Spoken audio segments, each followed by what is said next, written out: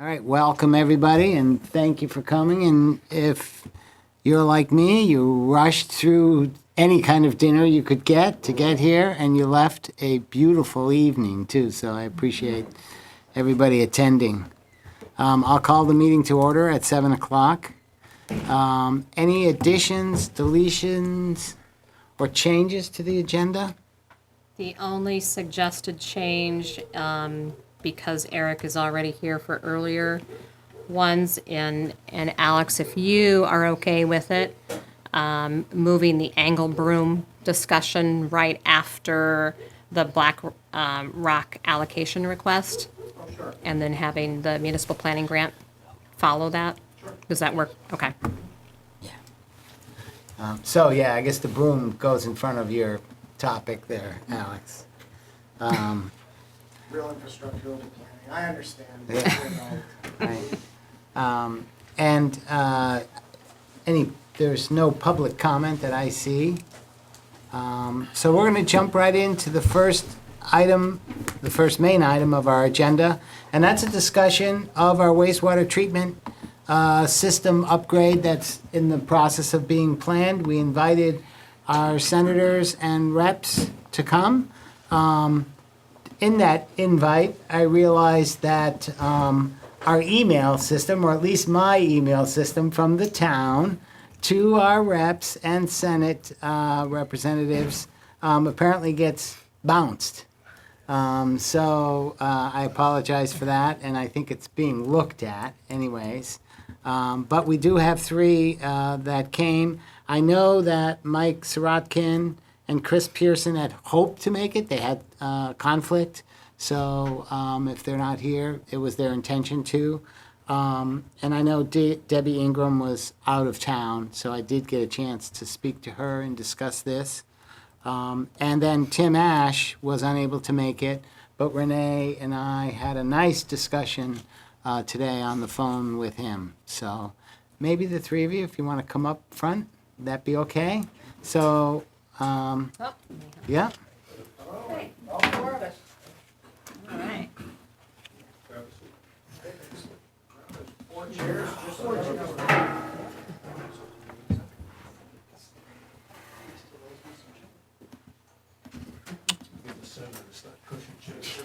They're used to that.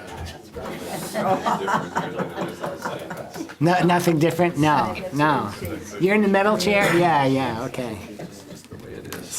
So, the agenda was, I'm just going to go through a very quick presentation of just how we got here and what's happening to bring you up to speed.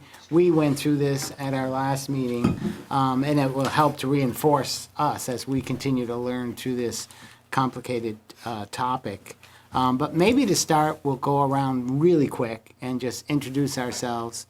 I guess I can start. So I'm Phil Pouch. I've been in Hinesburg 30-something years and fortunate to be the chair of the Selectboard and work on some of these challenging projects. I actually, at one time, had a wastewater treatment license. Really? And so I was part of the committee, too, working with our design engineers. I know Renee was on there. Eric behind you is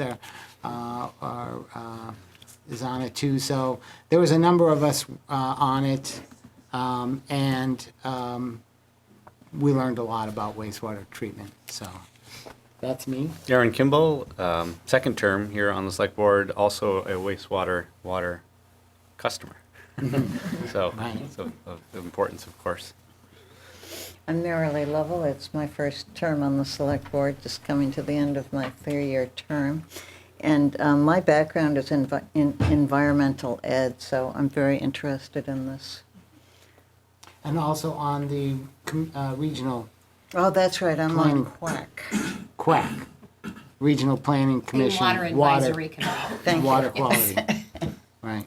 So Tom Ayer, lifelong resident of Hinesburg. I think this is my 4th term. I'm not a user of the system, but I am concerned about what's going on. Jeff French, this is my first term. I used to be on the Village Steering Committee, which talks about the town in general, and then the Planning Commission, and now my first term here. And I am one of the water users here in town. So. Bill Lippert, Hinesburg State Representative. Been serving in that role for 25 years. I'm not a user. I live outside the village, and pleased to be here. Ginny Lyons, Senator. I've been in the Senate now for 10 terms, and I'm on the advisory committee for Lake Champlain. I was very much involved as chair of Selectboard in Williston for many years, so I've been through wastewater a lot, and also my professional background. So I can't And wait to committee- hear all this. And other committees you're on now? Well, I chair the Health and Welfare Committee, and I did chair the Natural Resources and Energy Committee for about 10 years. Yeah. Michael Sirotkin. I've been in the Senate since 2014. Chair of the Economic Development and Housing Committee and on the Finance Committee. I am a user in South Burlington. Institutions Committee. which is- I'm Mike Antachka. I'm on the House Energy and Technology Committee. Represent Charlotte and the corner, the southwest corner. Just a little piece, Very little yeah. piece there of Hinesburg. And pleased to be here. All right, thank you for coming. So I'll go through this. This is open discussion. I did Oh, I'm join sorry. Renee. Go ahead. I'm Joy Dugan-Grossman, and I'm the Assistant Town Administrator. I live in South Burlington, so I'm not a user on this system. And I'm Renee Marshall. I'm the town administrator, also a Hinesburg resident for 30 years. And I am not in the system. I'm outside of the village. There we go. All right. So again, it's an open discussion, so if anybody has anything, I'll go through this pretty quick.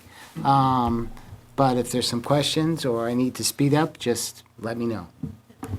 So this was something we saw, I guess, in August, presented by Wayne Elliott from Aldridge and Elliott. They've been involved in our water, wastewater systems for quite a while. We went through a bidding process when we were doing this, and we selected them again.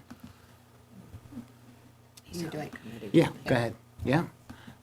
That's not as clear, but it basically shows we're over here at the town hall. If you go down the Charlotte Road, that's where our wastewater treatment system is. So maybe we'll kill that light. Yeah.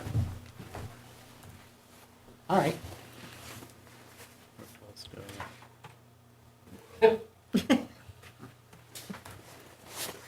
We'll go to the next one. And that's the system from the sky, and it is a lagoon system. So I call it sort of a passive system. Yeah, there's 4 primary lagoons. The last one, I think, is primarily designed for phosphorus removal. Okay? Is that algae on it? That's yeah. duckweed, actually. Yeah. Or duckweed? Okay.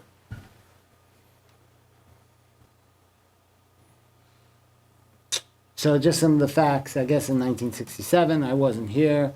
It was started in 1992, some upgrades for the phosphorus, improved phosphorus removal. In 2009, a few upgrades and potential expansion. We're at 250,000 gallons per day. We're permitted to go to 308, but we've never had to do any of that. And right now, we're at 250.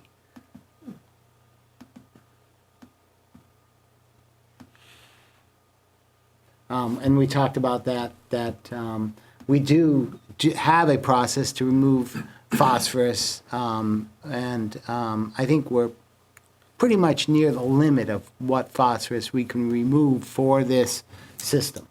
Are you using Iger for that? I don't know, Eric? We're using Allen. Oh, Alan. Yeah. Yeah, thanks. Actually. Same thing. And it settles out, and I think we've found that we remove the sludge now once a year. We've sort of figured out the best process. Yes, I'm Eric Bailey, I'm Director of Utilities. I've been in wastewater and water business for 27 years, the last 5 here in Hinesburg. Okay? And this is just, we chlorinate for disinfection at the end, and that's part of the system, the last thing to go. We discharge into the La Platte, which flows through town. And the flow is, not that, it's not a very big river, particularly here. And in the summer, the flow levels are very low. So that's a challenge for us in our permit. So we knew we were ready for a new wastewater permit from the state. I'll give my sort of view of how things came. It was, I think, a little delayed because it was a little, they were unsure, the state was unsure exactly what our permit would be. They were unsure, I think, on what the EPA was looking for. And also, the Conservation Law Foundation was in some lawsuit with the state concerning water quality. I don't think it's been resolved. I'm not sure. So all of those things, I think, slowed the process for us to get our permit. It was a little behind schedule. 9 years. Yeah, so there you go. I'm glad you're here, Eric. But we did get it, and it's a 75% reduction in our phosphorus. And added to it was the first time is ammonia, due to, I think, the low flow in the summer of the La Platte that we're discharging to. And at that point, we knew we couldn't make it, and so there was a compliance plan, and we are working with that, and we are including the state in all of our design decisions and in the process as we move forward. And so, okay, guess. So we did hire Aldridge and Elliott. We went through a process, and we had a great committee. We went around, we visited sites, we talked about a lot of options, including options such as maybe we can discharge farther down the La Platte to get a higher flow, which would be helpful. But, we said maybe this isn't the best place for the wastewater treatment plant. Is there another place in town? So we had those discussions. Ended up saying this ends up being the best place. It's not worthwhile to discharge any farther down than is practical to get more flow. So that's sort of where we are. And then there was a quick investigation of that site, the geotechnical, the soils, with the quick realization that we really don't have any structures there now with the lagoons. If we are going to put some structures there, which this would require, no matter what design we picked, we found out that that's going to add significantly to the cost. What does that mean, refusal at approximately 70 feet? Where they pound the rod in there, and that's how they sort of do the geotechnical, and then at a certain point it stops sinking. That's where the bedrock starts. Okay.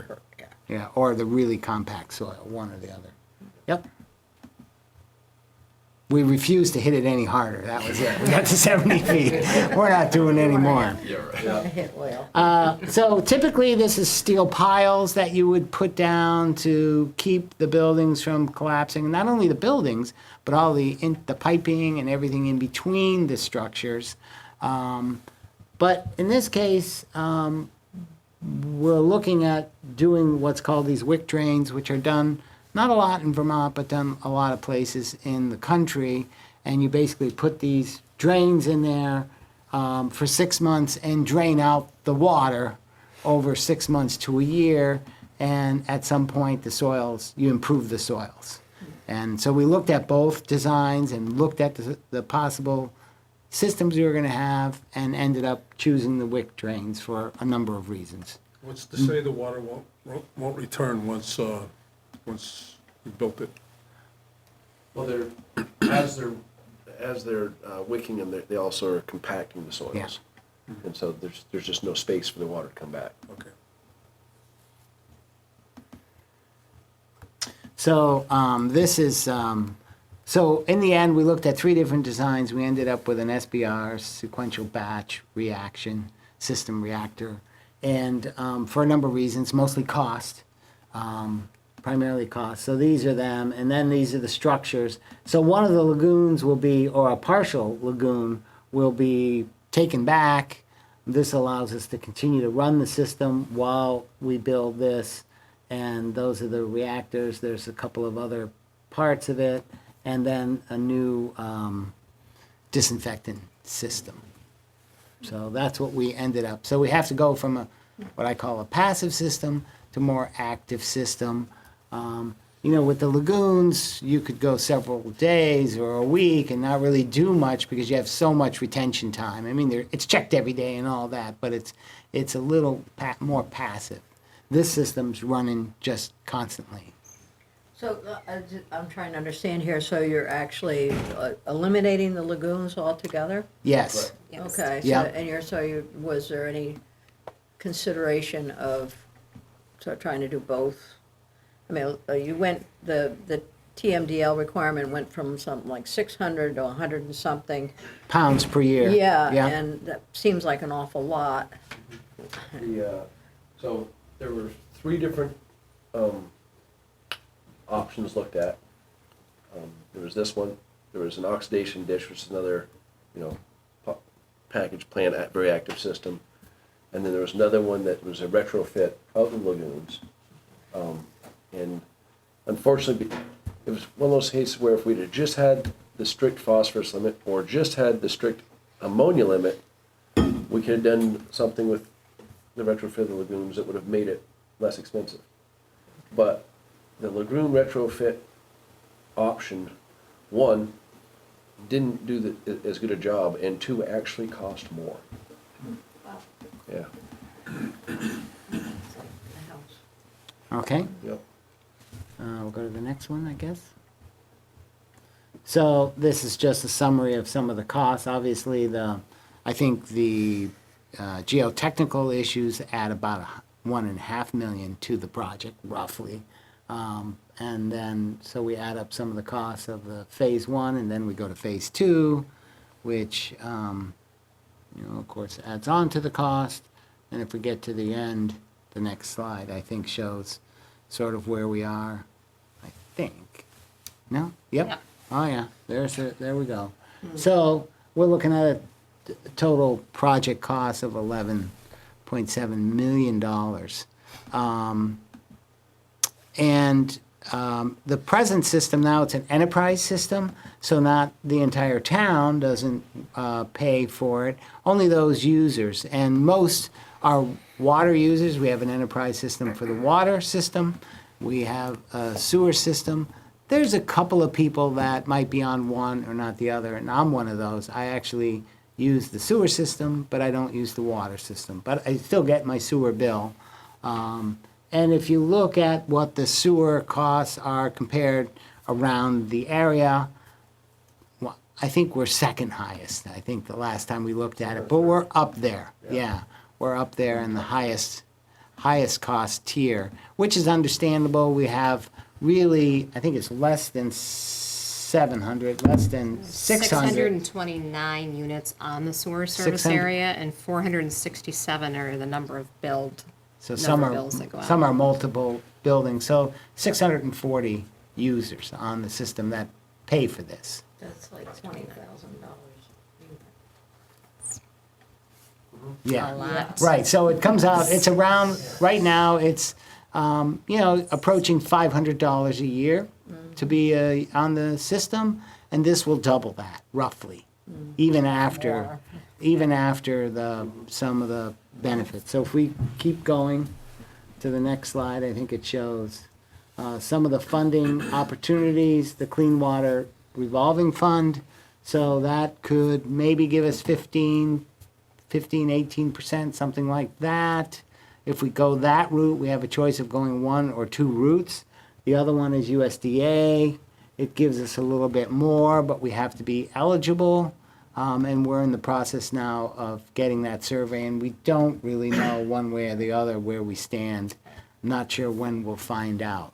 Those, as far as we know, are the only funding opportunities. There is the northern border I think it's called Northern border, there's No- pollution control. Northern Border Funds, which was described by Wayne Elliott as sort of, it's hard to nail that one down exactly how you get that. It has been expanded from the northern border to all of Vermont.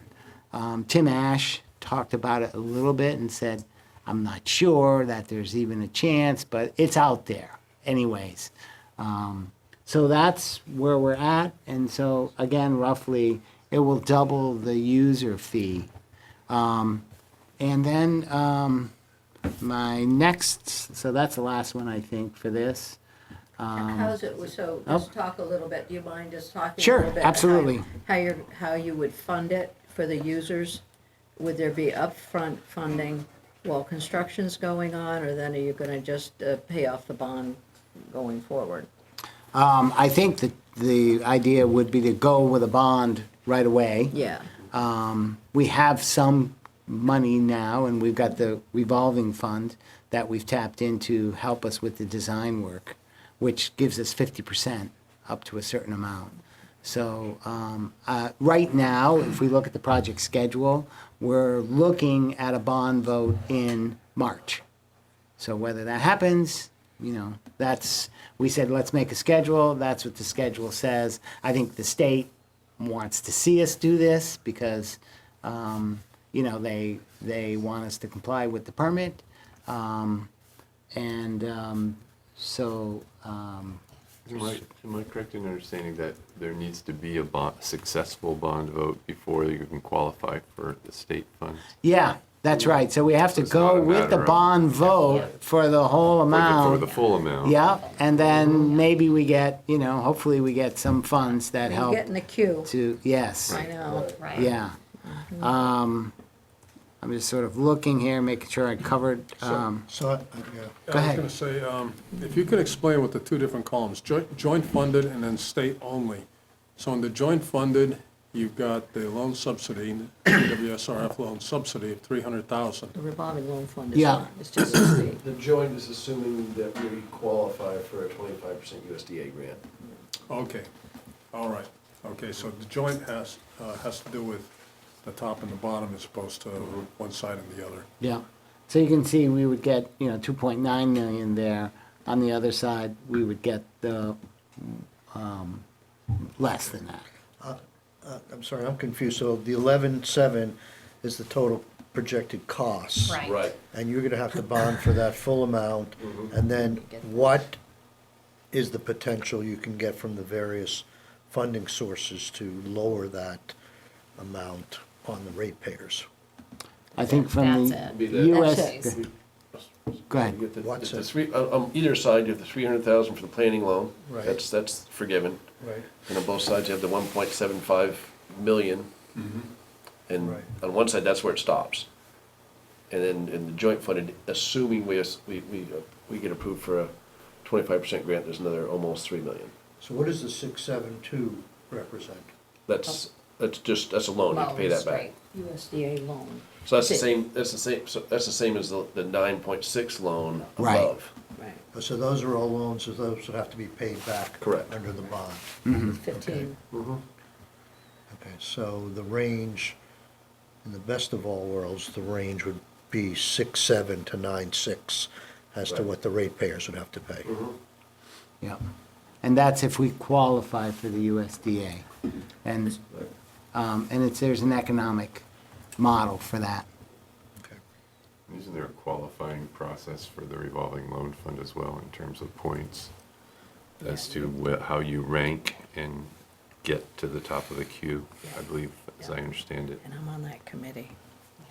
That's good. But I understand that I was Right.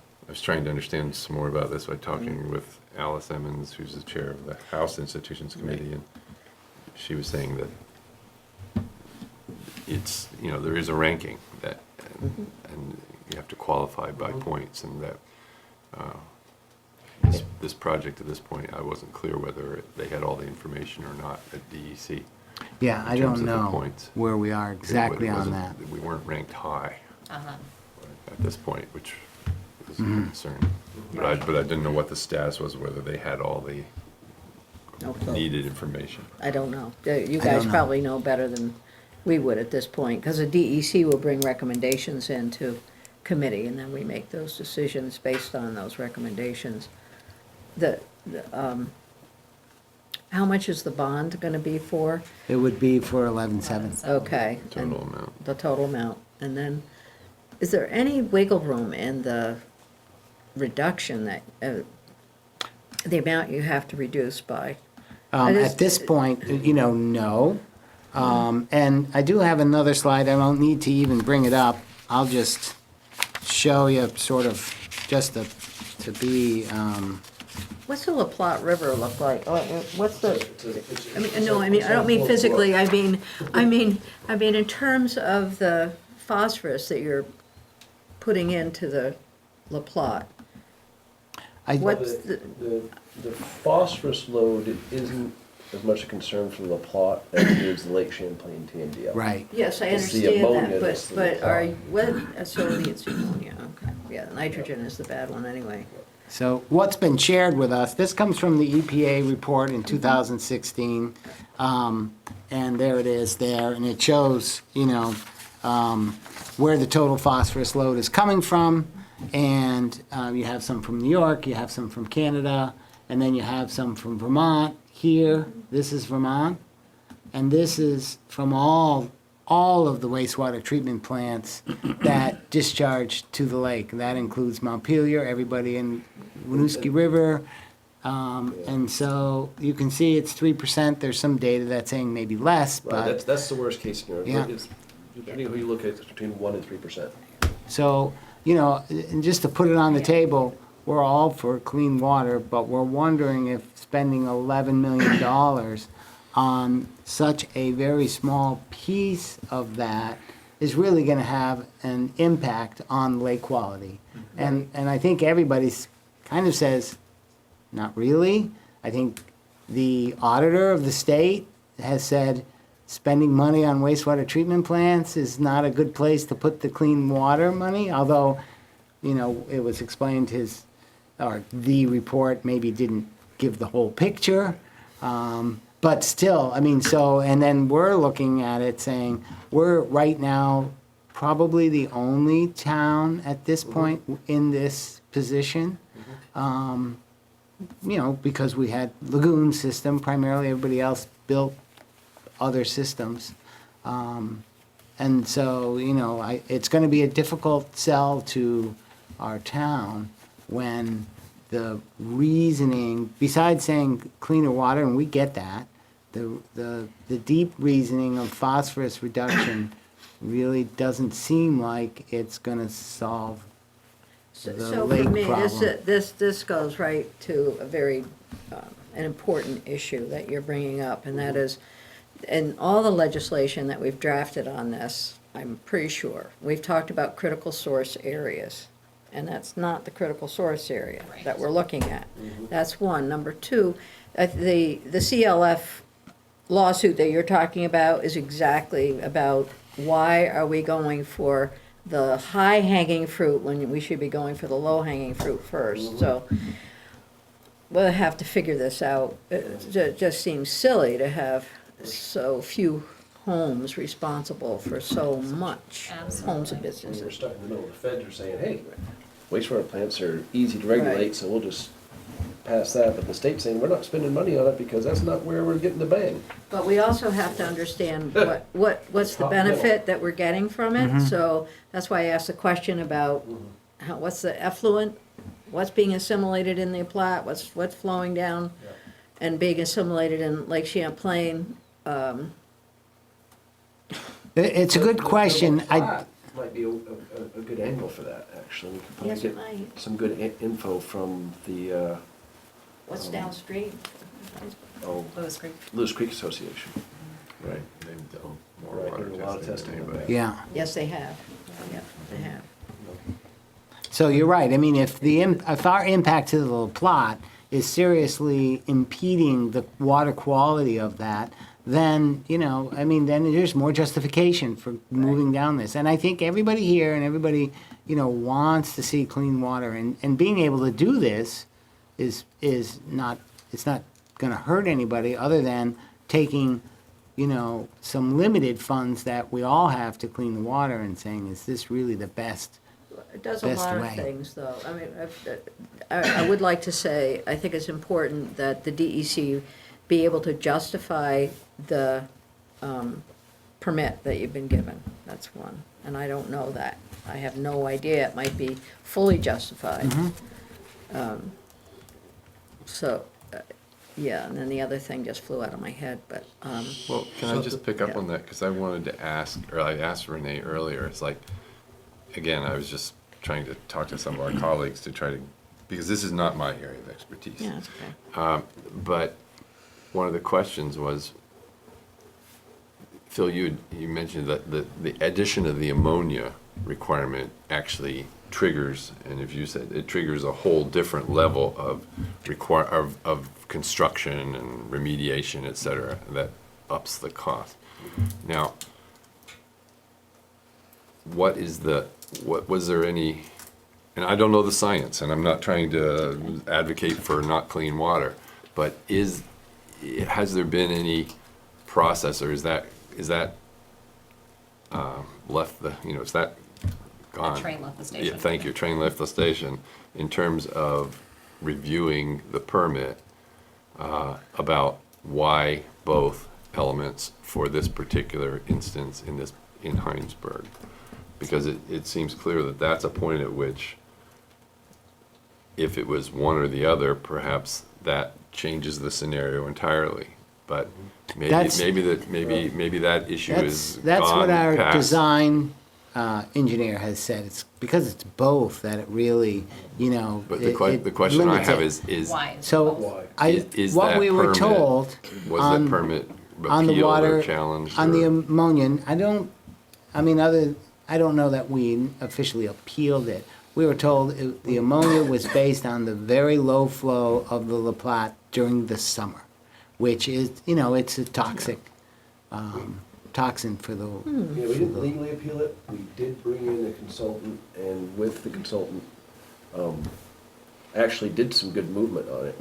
We argued a lot of stuff and got some common sense stuff put into the permit. But as far as those two limits, I mean, the phosphorus limit is driven by the TMDL and the CLF, and I mean, everyone's getting the same thing, a pounds limit based on 0.2 of your total flow, 0.2 milligrams per liter at your total flow, and you get total pounds. And that one's, I think that's in buried granite, so. Till we start having more rain. Right, and then the ammonia limit really was the health of the Platte. I mean, we're big, and we put out too much ammonia, it's just a fact. So that's- Yeah. So what happens if the bond goes down? We still have to do this one way or another. Yeah. So the town I budget think has to that's pick it up? happened in other towns. I don't have a lot of experience with that. My bonds always Just pass. go No, back just- and you We have to redo it again, and you redo it again, and you vote again and again. I'll put it out there. We haven't had this discussion officially. We have discussed a little bit. And I really want to explore putting the bond out to the whole town, not maybe all the cost, but a small percentage of the cost to the entire town, because I can make a strong argument the entire town benefits by having a village center. Our schools are here, all of our municipal buildings here, some jobs are here, our commercial district is here. It's not allowed anywhere else, so this is where it happens. So there is benefit for everybody. But, we've been told if you try to pass it out to everyone, those bonds would be nearly impossible to pass. That was actually my other question. If the bond fails, that really limits any village center expansion that you might. Let Or me not. let me make that Okay. clear too. That's something that is becoming my mantra as we try to sell this thing. We don't have to grow one more discharger in the village, in this enterprise zone. We could stop right where we are, and we still have to do this. So we have designed in a little bit of expansion, but that's not where the cost is, and that is absolutely not driving this bond. if we didn't grow one more thing, we would still have to do this. So, no, I was actually asking the reverse. If you don't have the bond, does it limit you? And you're not doing it for expansion purposes, you're doing it because of the ammonia and the phosphorus, but. I think, you know, with the bond, and we do have development on the table that's happening, where, you know, that potentially could happen if the economy continues to do well, and we have big plans right now. So that will certainly help as far as amortizing the cost across more users and some of the impact fees or the allocation fees that come on.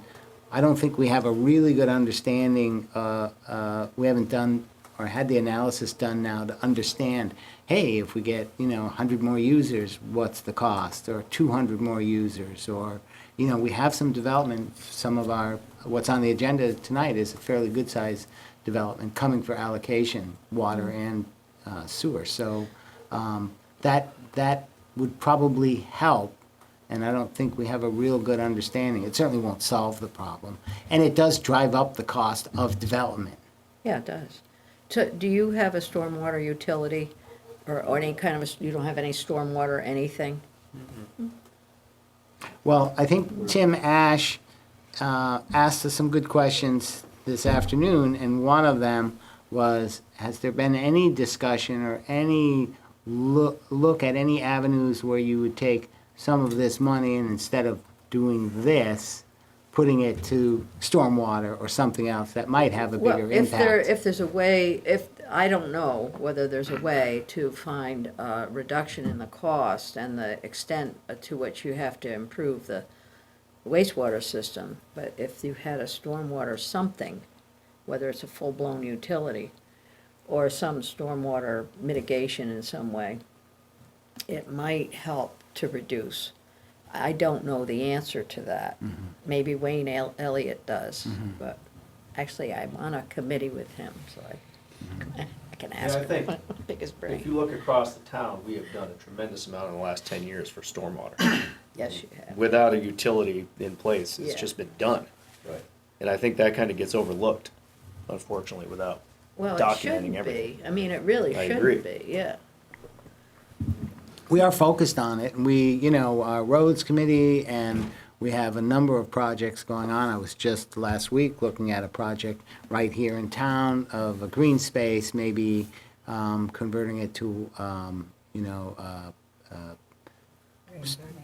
yeah, rain garden or something similar to that for some of the discharge coming through the village. So there is some of that going on. There hasn't been, I would say, I'm not aware of somebody putting it all together in a package. I'll bet the Lewis Creek Association and whatnot would have that. We're doing a fairly large project right now where our town garage is, to the tune of 300,000. Yeah, for a stream bank restoration project. So Lewis Creek Association and the town. What's that? You ought to be able to subtract that from. Right, I mean, there's a lot of efforts, and under our municipal roads general permit that was issued, there's a lot of work that we've been doing, you know, along the roads and that piece. So Hinesburg has definitely been proactive in the stormwater Very much so. conversations. So, but, you know, we certainly, I think the goal of inviting all of you here is so you have a better understanding of how Hinesburg is being uniquely impacted by this. While there were, you know, these discharge permits were issued to other towns, we are the only ones that we're operating on a lagoon system that has to be completely replaced. And so Hinesburg, being the small town we are, and even a smaller user base, is going to end up being impacted the most significantly amount, you know, as far as the overall cost to this. But those mandates were made before there was a real understanding of how they were gonna help towns like us to afford this. Because, you know, those are the conversations that are happening everywhere. The costs in Vermont are becoming harder and harder for folks to live here. And we're already on the higher end for our water and our sewer service, costs. And to add this into it, whether or not we spread it across the town or just for the user base, people are already, saying that my property tax bill is high, or my water bill and my sewer bill, and it's getting increasingly you're more right, it's challenging. happening all over the state. I mean, Absolutely. especially with the older infrastructures. Right, absolutely. Well, I So, think, just to be, I think to state the obvious I'm not speaking for myself in this instance, but for those who are maintaining a system and bear all the costs of their own system, and whether it's water, septic or whatever, it's like, you want me to help? right. Right. No one, It's I gonna be a don't tough remember the sell. town sending me, some And money I- to help me do my I think- septic system, Yeah. like, what's with that? So I think that's the part of the what's bond the challenge vote, of the bond vote, I would guess, if we do a good job, would probably pass, because there's more people voting who aren't gonna have to pay, right? I mean, that's, But then you have the people living in the village who yeah. say, well, this isn't fair, Right. that they're Right. voting on our. Well, and I could say it may I not be know, It's fair. gonna have to be sorted out. it may not be fair without state, Yeah. help, or, all around Lake Champlain with, Yeah. helping with funds for all of the projects for this. Everybody's gotta pay for clean water. And so, you could make an argument to spread it out even more. So, in your discussions with DEC, was there any conversation at all about the Clean Water Fund itself and the availability of monies from that fund supporting this, because it is based on the TMDL? I don't know Well, specifically. I guess I think that if it's a requirement based on the TMDL, and we have a clean water fund to clean up the lake, it does seem to me there should be some benefit there. I will say. That would be Yeah. my take, and I've worked Okay. really hard on these pieces of legislation over the years, but of course, my philosophy might be different from the powers up there. Tim did tell us that he was going to contact the DEC, to just get a better, obviously better than Renee or I or anybody can explain it, to really go to the source and say, tell us what's driving this, EPA, what exactly, how did the permit limits get to where they are? And that would be helpful. I did talk with Tim. He mentioned today on another phone call that he and I would have a little debrief after this, and so I'll bring the fund issue up, and as Okay. well as some of the other stuff we've Yeah. talked about. I don't know how much he went into it with you, but Any help we can get on, getting that mindset on the fund shifted this way would be great, because right now they're looking at non-point with most of the fund monies. I think, the minimal benefit, but it is a significant benefit of having us be able to present to you, here's where we are, is to at least get a better understanding, everybody. You get a better understanding, we get a better understanding, and to be able to explain some of the details to this as we try to move forward, so. And to keep this dialogue open. So if there's any way that we can help advocate for this or assist you in advocating, we are happy to do so. But we definitely, we need help spreading this information and looking for a solution for something that we're being mandated to do, but there was really not an understanding of how a town like us, we are going to afford this, or our residents are going to afford this. So this is not my area of expertise either.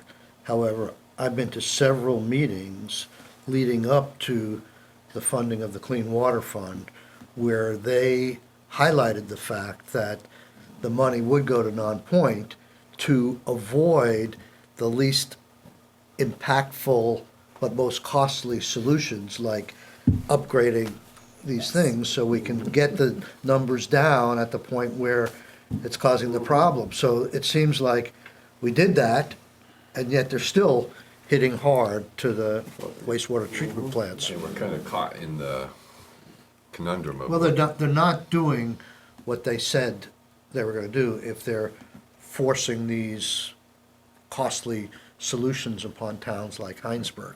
They were trying to avoid that, because it doesn't produce the impact that that the non-point stuff does. Right. So, being somebody that has to pay for this bond, the reality of me as a homeowner, you know, everybody's home is their biggest expense, right? And they hope to have it for retirement or whatever else. My concern is with another increase. We just did one of these water votes not a few years ago where the entire town voted that we would do all this great stuff and increase the cost. And it's going to drive down the value of homes in this town. And I don't think we can build our way out of it. You know, what are the costs? So I'll give you an example. My tax bill after this, if this goes through and it gets put on the bond, plus my property tax, I got a $300,000 house. I'm going to be paying over $10,000 a year in taxes. So how many people are going to want to move to Hinesburg with that on them? Not many. And that's going to reduce the cost, the value of my home. It's going to reduce the value of businesses that want to come here. It's going to be a big impact to this little town. And for what? 4% of lake cleanup? I mean, I want to clean up the lake, Not but even that. No. think about, We were you all know, on that same page. right. Yeah. It's just, it's time to think about moving, because it's crazy. No, don't move. We You know? gotta solve this first. How big is the population? I mean, how many homes? You said 640. 600 if it's just the users pay for it. If you could spread it around, how big is that? 4,800. Well, I don't know how many households. Well, that's just the population. So the Yeah. population of Hinesburg is somewhere, I mean, based on the 2010 census, 4,000 and between 45, around That's the 4,500, something like population, that. but how many bills would homes? go out if everybody shared in this? Property tax bills, that'd be a question for our town clerk's office. They would have that available. 1,800 or so. Yeah, I was gonna say Yeah. 2,000 maybe, yeah, 1,800. Seems So, about and right. you're saying that most of the people would vote for this because they wouldn't wind up paying for it? Well, I'm just talking for myself, If they- but I if they- think if these they let- bond spread it. votes, If they let them vote. yeah, If they let people outside of the, they have to. We have to No, it because, has to be the town, the vote has to be the entire town. Because- if you don't, you could have you don't have a district, like No. you don't have like the the entire small. town would Separate have to district. vote because We are small. the town is taking over the bond, even Right. though only the enterprise, the Right. sewer It's not an option or to- wastewater enterprise, the users. it pays for that piece. So I think we've marched down this path before, where we've tried to spread it across the entire town, and I think it failed. For some of those same reasons that you were stating, you know, for the folks who have their own septic systems, they're paying when it fails, they're having to pay those costs, and they're asking, well, why should we also have to double up, pay for that? These are some of Yeah, the same so- things we hear. So quite honestly, my thought is we really explore spreading a small percentage of it across everywhere, because I think it's fair. And then if the bond didn't pass, we have somewhere to back off to. We go back to, you know, well, that's one way to do it, right? It's still spreading a ridiculous amount of money onto a small Well, number of people, yeah, whether I or mean, not I you think- spread it across the entire population or just the user base. You wanna So. First get the cost down is the first Right. question. Yes. The cost down Absolutely. is the first strategy. Yep. And to be honest, part of what I find myself thinking about is, because part of that, any potential solution may involve or likely involve some kind of legislative involvement. And so I'm trying to think about the timeframes, because if you're talking about a bond vote in March, there will not be a Right. solution by March. Right. We know enough to know that that is not going to happen. I mean, that's, Well, but you don't always have to use the bond, and legislation could be exactly. passed so that would be even retroactive, but they But wouldn't if have you to go want ahead to and be borrow. passing the bond with people having a sense of what really is Right. possible, or where is there any relief? I mean, you would want that information available yeah, when you're unfortunately, trying to pass a you- You bond. know, spread the In rumor. order to meet our compliance. Yeah, we have a But compliance that's the other schedule thing, with that's the the other thing, state. so I'm wanting to Yeah. understand better the schedule, compliance schedule with the state, and what are the implications for the town of not meeting the compliance schedule? Are there, I mean, I honestly don't know, are there extensions, are there, what I are the think consequences? we're a little at certain behind, point? we're a little behind schedule now, and they're letting it slip because like that technical study took, set us back a few months to understand that. I think from the original schedule, we're a little behind, and Can this, you review what that schedule is again, because I'm kind of not clear. the schedule for, Our 5 discharge years rate. from July of 18. Is it February Each permit is 5 2022? years long, and then you February- can go and February renew it 2022. if you need to renew it. And as far as flexibility, basically they don't like to, commit to anything, but history has shown that if you're making good Progress. positive progress, you're leaning forward, they know that you are, they can see that you're trying, they can be flexible. If, They being if, PEC. right, and if not, the fine hammer can be pretty heavy.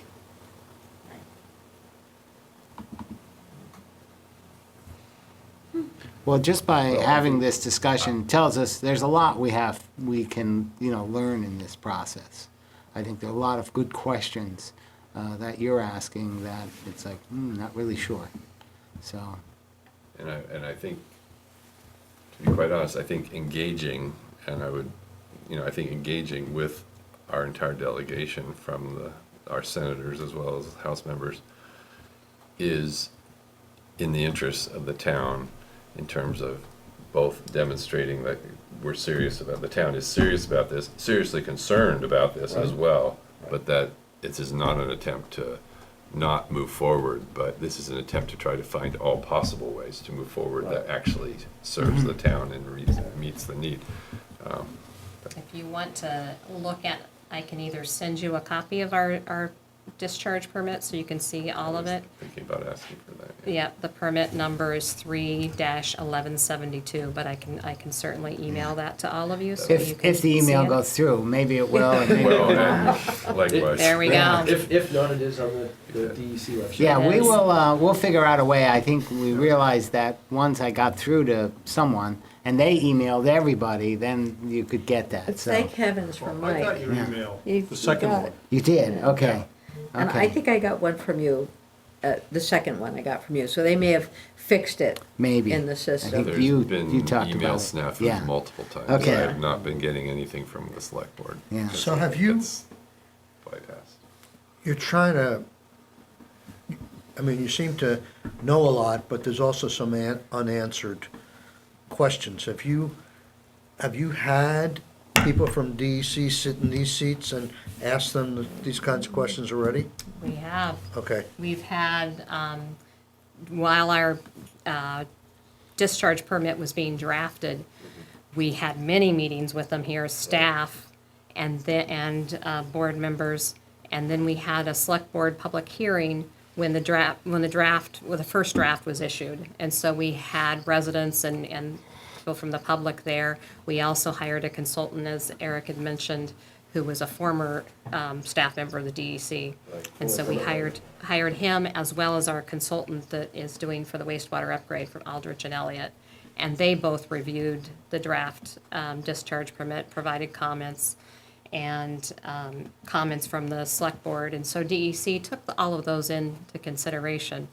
But the conversation that was had from the very beginning along this table is, okay, so if we have this requirement, at that point, we didn't know the ultimate price tag of this Well, that's what I was 11.7. gonna say, that's the key piece. But we That's the missing we knew outfit. enough to know that the price tag was gonna be high, and I Yeah. myself, like, okay, how does a town like Hinesburg afford this? I mean, it seems like we've gotten too far ahead of ourselves, we're mandating this, but we haven't come up with a plan of, how does this work? How to What afford it. are we doing to our towns? That is, I think- that's why we passed the Clean Water Fund. Right. to Yeah. accommodate towns I think like our this. initial, as we were looking at the permit system, and, you know, we're just sort of part-time here, and that, I mean, that we have only really a couple of full-time people. You know, initially was maybe 4 million, 5 million, that was being kind of floated around.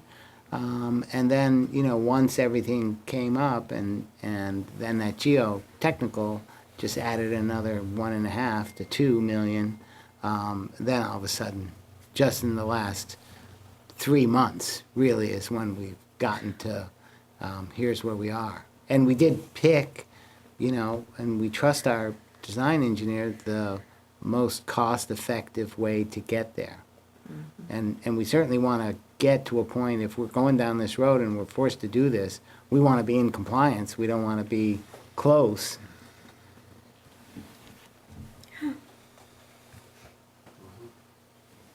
So, thank you very much. We certainly appreciate you guys being here and being part of the conversation, making, giving yourselves as much information as you can to help advocate for us, for Hinesburg and, you know, other towns. But we're certainly, I can't emphasize enough, this is very unique in that we are being impacted the greatest, with a very small user base, regardless if we spread it across town or not. Right. This is a huge, Still huge. huge, on top of already a considerable expenses that we already have here, so. I think, you know, everybody has considerable expenses. Absolutely. I think what we're saying is the real purpose of this is it really accomplishing what we're trying to do, I think, Such. you know. And I think Tim said he was going to sort of poke around a little bit, get back with us, and maybe we could at least through email, once we get that working, you know, if anyone has some additional information, it would be good to sort of share that. We'll keep you informed on where we are. Good, yeah. Might be good to wrap around again and Yes. kind of meet, see how it goes. Okay. Okay? Is Any there other any questions? possibility that Vermont would consider gray water? Because if we had gray water, we wouldn't have this as such a big issue. You know, that really isn't a state decision at this point. Well, I was told that Oh, when you're my house was just built, plain that there water. was no, Right. that having a gray water system was not legal. Right, it's not legal.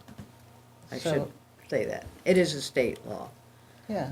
Is there any possibility that might change? Because that Boy, I would be a think big help. that's an interesting question.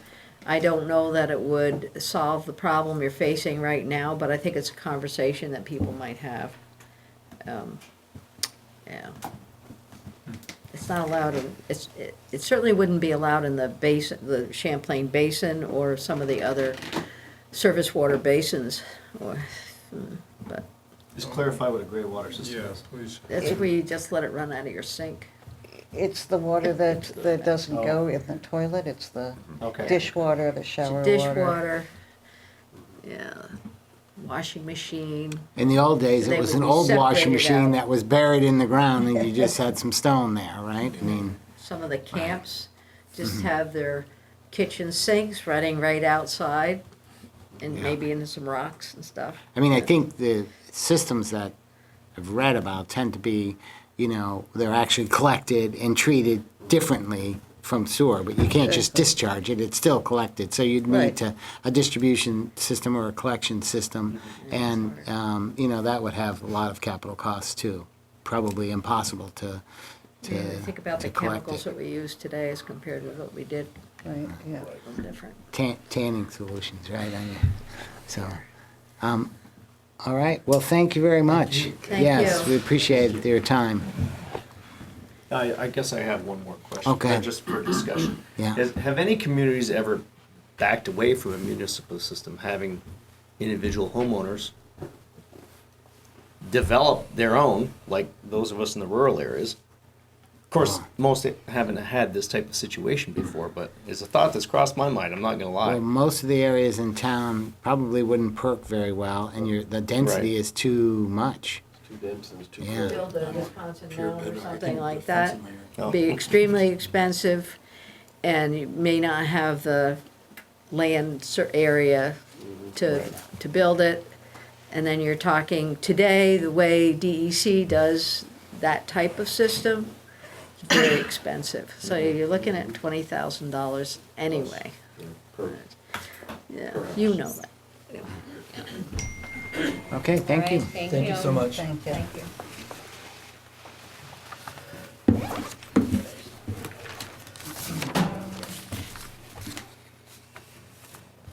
All right.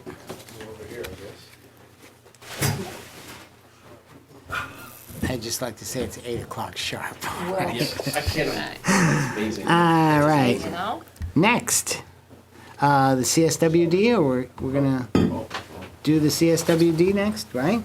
Yep. So the next item is changes to the drop. So the drop-off center process is moving forward, and I don't know if the plans are out for bid yet, but they're getting close.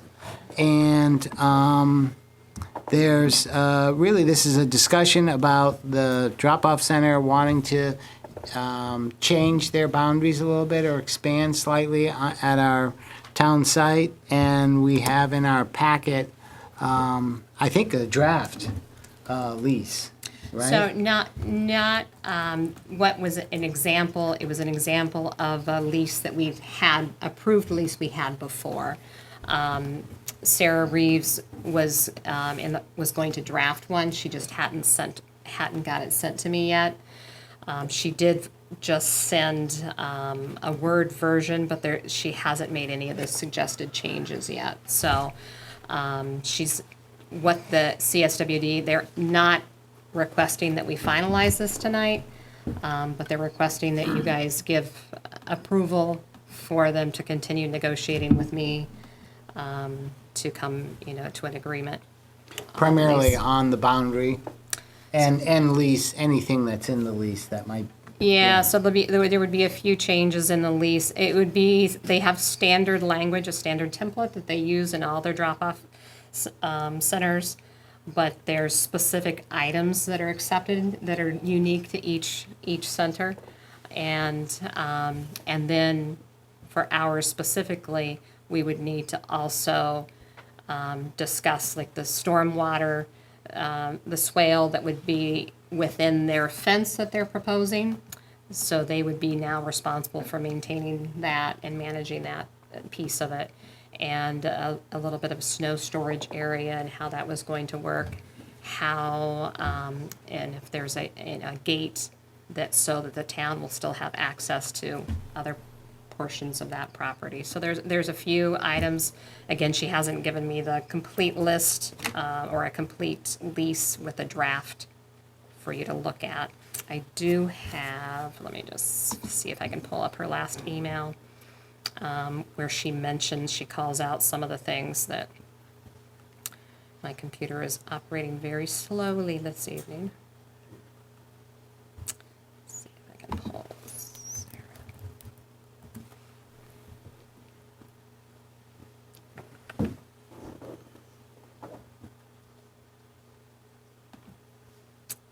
We should have some sort of musical entertainment in between while we're waiting for this to. All right, let's see. So she did attach a version that one of their former staff members had been working on, but it doesn't include the snow storage area. So that would also be added. We'd also add details about a potential solar array, and which may or may not be included in the cost, and that just changed by itself. All right. And we need to add that the district will maintain and provide access to the stormwater swale near the snow storage area. And so those are some of the things that she would be adding. But again, I haven't received that draft version yet.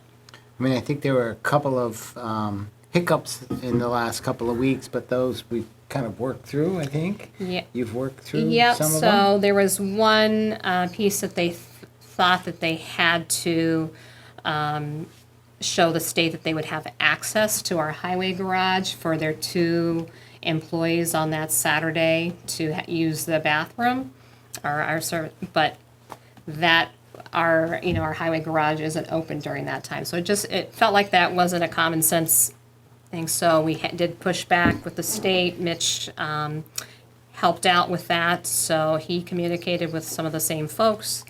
And finally, ultimately, we got a ruling and written documentation that we're exempt, that's exempt. They were able to find a way to actually exempt Make that exempt.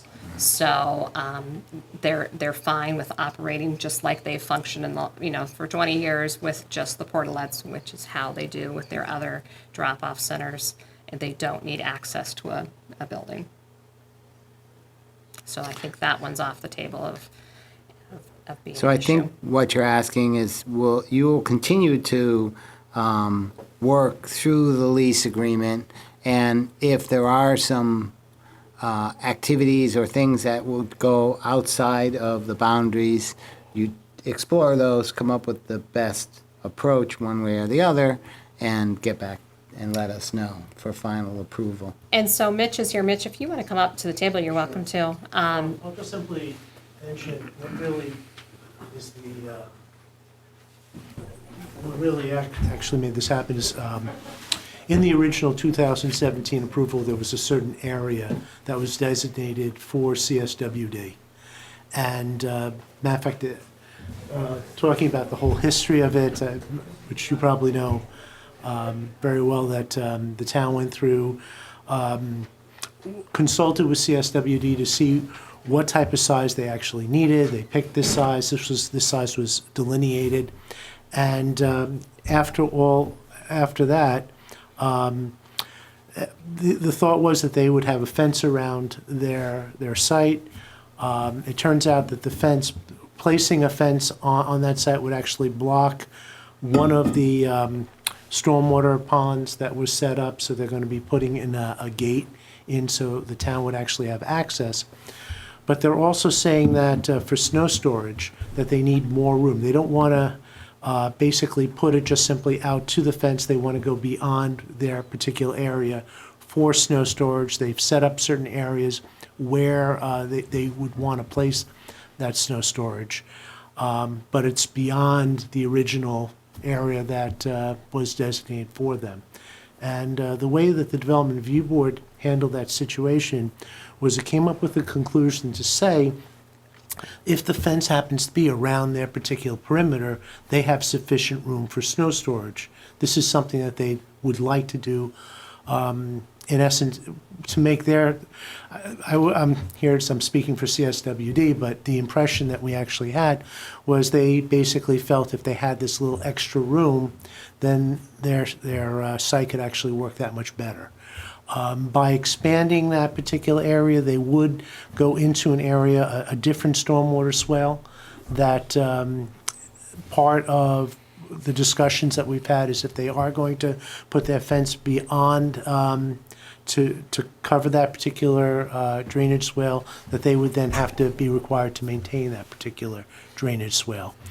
We also had conversations with Jessica Luisos to look at where they were talking about placing the fence, and Jessica and CSWD staff had conversations to figure out where the fence could be and not interfere with the Beecher Brook project.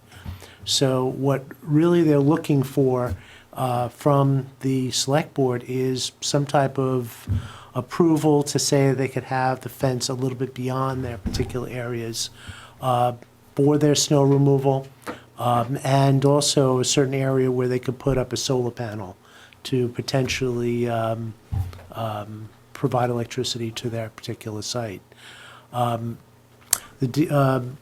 The Development Review Board was under the impression that, all right, you have approval to work in a particular area.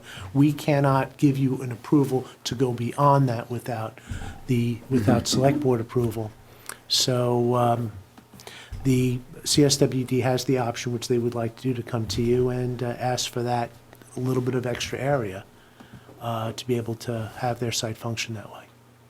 So Mitch spoke to the conflicts and that we've sort of answered those questions. That was my concern with the Beecher Brook restoration project going on at the same time that CSWD, the drop-off center construction, could also be happening. wanting to make sure that there weren't conflicts, and so there's been a lot of communication and will be. So I think that piece we have worked out.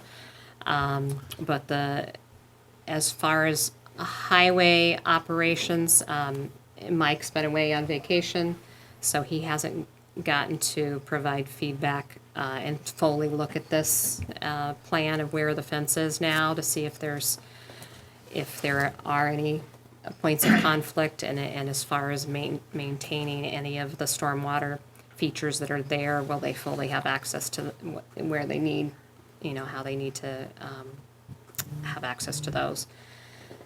One concern he did raise when he heard about the solar arrays, I think at that point he wasn't sure if it was one or multiple, and how that would be, how big they would be, and if they would be, They did show it on one plan, but they didn't show any particular details. And right.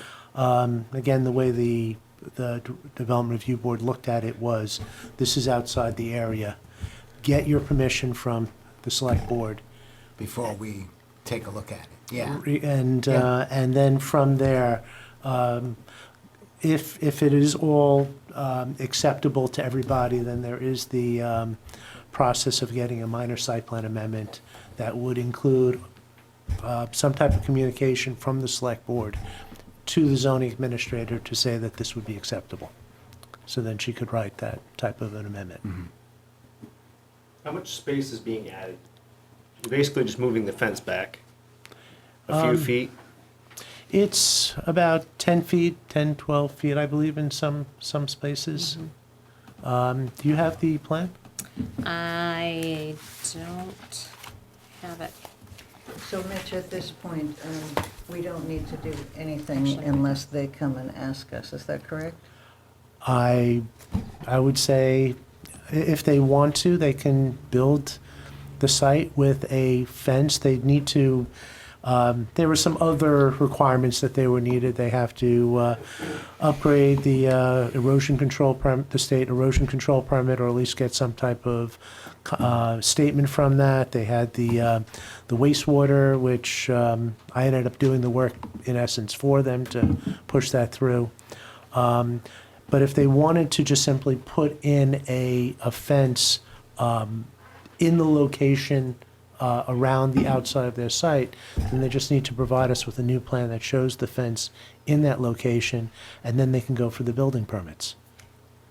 So their construction, the RFP was sent out, and I think the bids are due. Do you guys have a? They were due today. Today. However, Josh is out of state, and I don't know if he extended it or not. He could get back. The plan was to have them in and reviewed for our board meeting September Wednesday. 25th meeting for the CSWD board, right? Okay. Yeah. I'm just looking at this plan. They do push it out about 15, 18 feet, that range, in a couple of places. Yeah. I mean, I certainly appreciate the fact that they're considering snow removal as part of it. I mean, the town does a lot of it, and there's a lot of fences that you bump into and damage and just don't need to be there, so. At very least, I appreciate that aspect. Yeah. And I get the idea that, a year and a half ago, they drew a plan up, roughed it out, and now they get to some detail, and they say, gee, this would be better, that would be better. I think would it impact us? Is it something we can do? In a way, we've already given them land, so it's not giving them more or taking less or whatever. That's just sort of the give and take. I think, just to make sure it's not going to impact our ability to use the facility, and also, you have wastewater and things like that, or stormwater that you have to be concerned about. And in fact, if they take up some of the stormwater, I think it's reasonable to say, then if it's on your spot, you'll do the necessarily maintenance, which isn't a lot, but there's something to be and in our there. meetings with them, they were very Yep. happy to take over that responsibility for that So- extra area. And the solar, again, you know, that seems reasonable to do. I get that they're trying to do the right thing.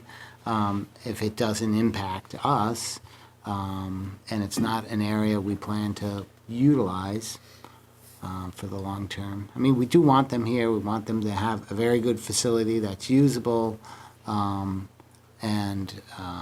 But, you know, I think we need to understand what they're doing and evaluate it accordingly. So I certainly would encourage, I think, us to allow Renee and Mitch and everybody else to go through the process and then come to us with, here's the best resolution all the way around. And Mike has been involved with this. It's not going to impact his work at the town So garage? that's the piece that I communicate. He needs to be able to see it. I'm going to be away a good part of next week, but would it be possible for Mike to meet with you, to look at the plan, maybe even to go out on site, just so he has a really good understanding of where that fence, the locations where it's going to be outside of the original area and where the solar array is proposed and those pieces, just so that he can either confirm, nope, this won't impact the highway operations at all, or maybe it does in a certain area, here's how we could adjust it. Yeah. Sure, I mean, happy to meet with them. Okay. And I think that's the key is, does it impact us or not, whether, you know, it's what was originally agreed to. It's just, you know, I get the fact that there may need to be a little bit of adjustment, and that's okay. We want to work with them. But they need to be reasonable, like you say. If they've taken over some space and that includes some stormwater infrastructure, then now that's, in a way, their infrastructure to maintain. And added to the lease. Yeah, and so those things, and we already did talk about that, those would be the things that would be added to the lease. And so they're very willing to, you know, take any of our feedback, things that we have concerns, and if we want to add that to the lease, that's a conversation that we can keep. Okay. Does that, anybody else have anything? Anything from the audience? So your next meeting isn't until October 7th. Their next meeting is September 25th. So I think their board is just, you know, when the bid comes in, they're gonna be looking at it. If it fits within the budget that they were anticipating, I think they're probably also gonna have discussions to, you know, was Hinesburg okay with this? What were the bumps? And so, I think it would be good for the board to say, yes, so long as, you know, Mitch, we've communicated with Mike, and he's okay with it, then you'd be acceptable to these change outside of that goes outside of the original area. Is there Jeff, any other concerns that you your guys thoughts? have? No. You're all right with that? All right. All right, so I think we're not necessarily making a motion, but we're saying, yeah, you know, work through it and keep them moving forward, and hopefully their bid process is reasonable and as expected, and I think there was some discussion of it maybe by the end of the year. Is that still? That's That's the kind of their plan. goal, Yeah, so that'd be great, we're all hopeful. yeah. You know, and that's up to the contractor too, so they're hoping that, and that's their ideal, Good. is to be able to get this in and Yeah. functioning and opened by the end of the Okay. year. Good. It's been a long haul to get to this point, a lot of ups and downs, and I don't think anyone's fault. It just is a difficult process. So I appreciate the fact that we can see light at the end of the tunnel. Yeah. All right, Sounds great. Thanks, Mitch. Thanks for your help on this too, and Renee. Oh, you're welcome. Yeah. Thanks. Next item, this is a one we have at every meeting. We'll just come up. True. I'm gonna miss you guys. If we Yeah. get this done. Should have gotten a nameplate for you. Anyway, so we've had a lot of discussions. We have two items on the agenda. One is the easement deed. I think last time we were here, we were really close. There were a couple of tweaks, but we didn't have quite the right version to look at. So where are we now on this, Renee? So the easement deed, what the confusion was the last time, the version that their attorney worked on was a previous one. Once I caught that there was a little bit of change, she looked back through it, so I found the original version that both attorneys had agreed to then he went from there. There really wasn't any difference other than just citing a different plan map that was going on. So compared to the easement language, it is completely consistent with what our attorney And, had yeah, agreed to, basically and we've approved gone by through. our attorney, and if we remember back a ways when it was originally drafted, I think Eric had some input to it and some adjustments so that it would work better for us. I think everybody's been okay with that. So that deed is in our packet. Yes, it's in here. sent you a clean It is one, the yeah. clean one. So there's a clean one too, I just added, that Ben sent me, just so you could see, you had the track changes version that was in your packet. The clean version is now 5B. Oh, yeah, I see it, yeah. Are there any questions? So our attorney everything is good with them. Yes, this was reviewed by him for our June 7th meeting or June meeting, Okay. and the changes that he requested were made, and so.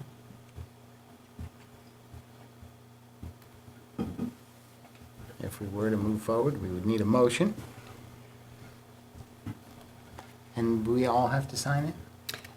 This doesn't have signature on the copy that you sent. There isn't it's just, We deed it to you. right, because Okay, this yeah. is the step, and Okay, the bill of, right. this is sort of the bill of sale and the easement, all in one. And actually, to make one catch, which, let's please not delay this again, it does have a signature block for Haystack Crossing LLC. It will need to be signed by one of the Bissonnettes, as they are still the Okay. landowner. And is that your entity, or is that our entity? Haystack Crossing LLC? Ours. That's yours? Yep. Okay, so it is correct. Okay. Well, I think we've worked on this long enough, so I'll try to word this right. I'll make a motion to approve the bill of sale and easement deed as agreed to with Haystack Crossing LLC. Does that sound good? As presented in our packet. As presented, the clean copy in our packet. Yeah, I'll second. Okay, so we have a motion and a second. Any more discussion? I'm still reluctant to go forward with this. I know, they're anxious to get it done and have been working a long time on it, but I would be more comfortable to wait until the process is completely finished and the well is completed and the state certifies it, and then it's done. And then I would be much more comfortable with doing the easement and the allocation. Yeah. And I get that. But, we have an agreement with BlackRock that's, there's several pieces in it. And one of the pieces is they give us an easement for the property. So I don't think the agreement says once the water's up and flowing, then that happens. I mean, it would have to happen ahead of time for us to continue to develop the well. That's what I think. So it would sort of, be in our way to continuing the process of developing the well and doing any more plans with it, I think. The only question I have is, and it's in the agreement, that if the well does not pan out, the agreement is null and void. Is that true of this easement as well? Actually, that's the risk. We're going to give you this easement, and if the state comes in 4 months from now, it just doesn't work out, then we still have allocation, but it can't go anywhere because it can't go anywhere until water from someplace goes online, and we'll have, I mean, this would effectively be a dead easement. It would be an easement to no place, so we would, That's what I figured. in the future, we would dissolve it or what have you. I think that given the current production level of the well, there's a reasonable expectation that whether this is conjoined with another water source or not, this is likely to be used on some level. So again, that's a reason for just doing this now so Yep. that you can utilize it however you see fit. Okay, is there any more questions? The motion is to approve the easement in our packet. All those in favor say aye. Aye. Aye. Aye, Hold on a second. I got it. Yeah, Aaron. seconded, yeah. So again, all those in favor say aye. Aye. Aye. All- Nay. And you're saying aye? I'm saying nay, I'm Okay, opposed. all those opposed, say nay. Nay. All right. So we've got 4-1. The motion passes. And the next item on the agenda is the allocation request by BlackRock. Now, this has been on here for 6 months or so, maybe. We've been talking about it. This is a new one, though. This is revised. This is a revised, right? So the last, we were pretty close last time where and then we took a look at the numbers a little closer and said, geez, it wasn't quite the 30%. And we're going with the 30 until the well is completely drilled, and conceivably that could grow. And so the allocation form we have now, request is in our packet. You've looked at that, Eric, now. Yep, his current request is 640 gallons lower than the maximum under that 30%. Okay.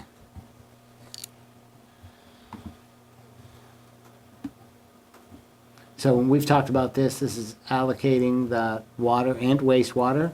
And we know it's prior to the well actually being approved and online.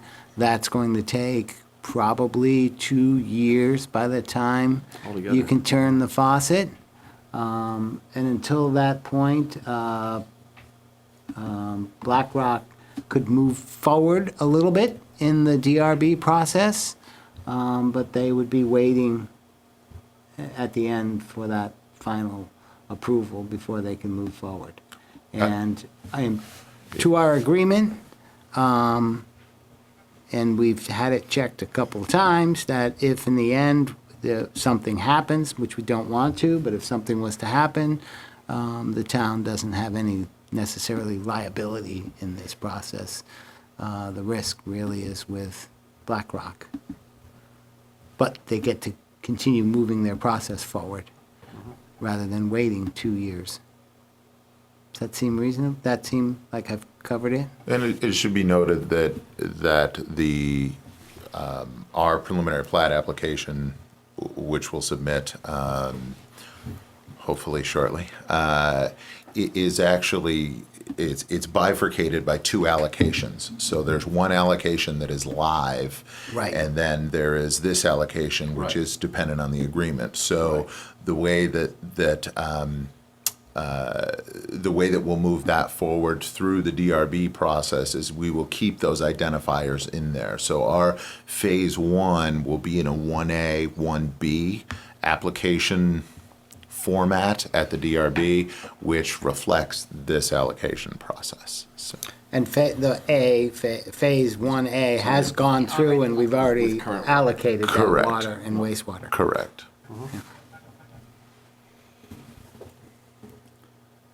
Any other questions? I mean, we've talked about it quite a bit. So this is for phase 1B? Correct. Yes.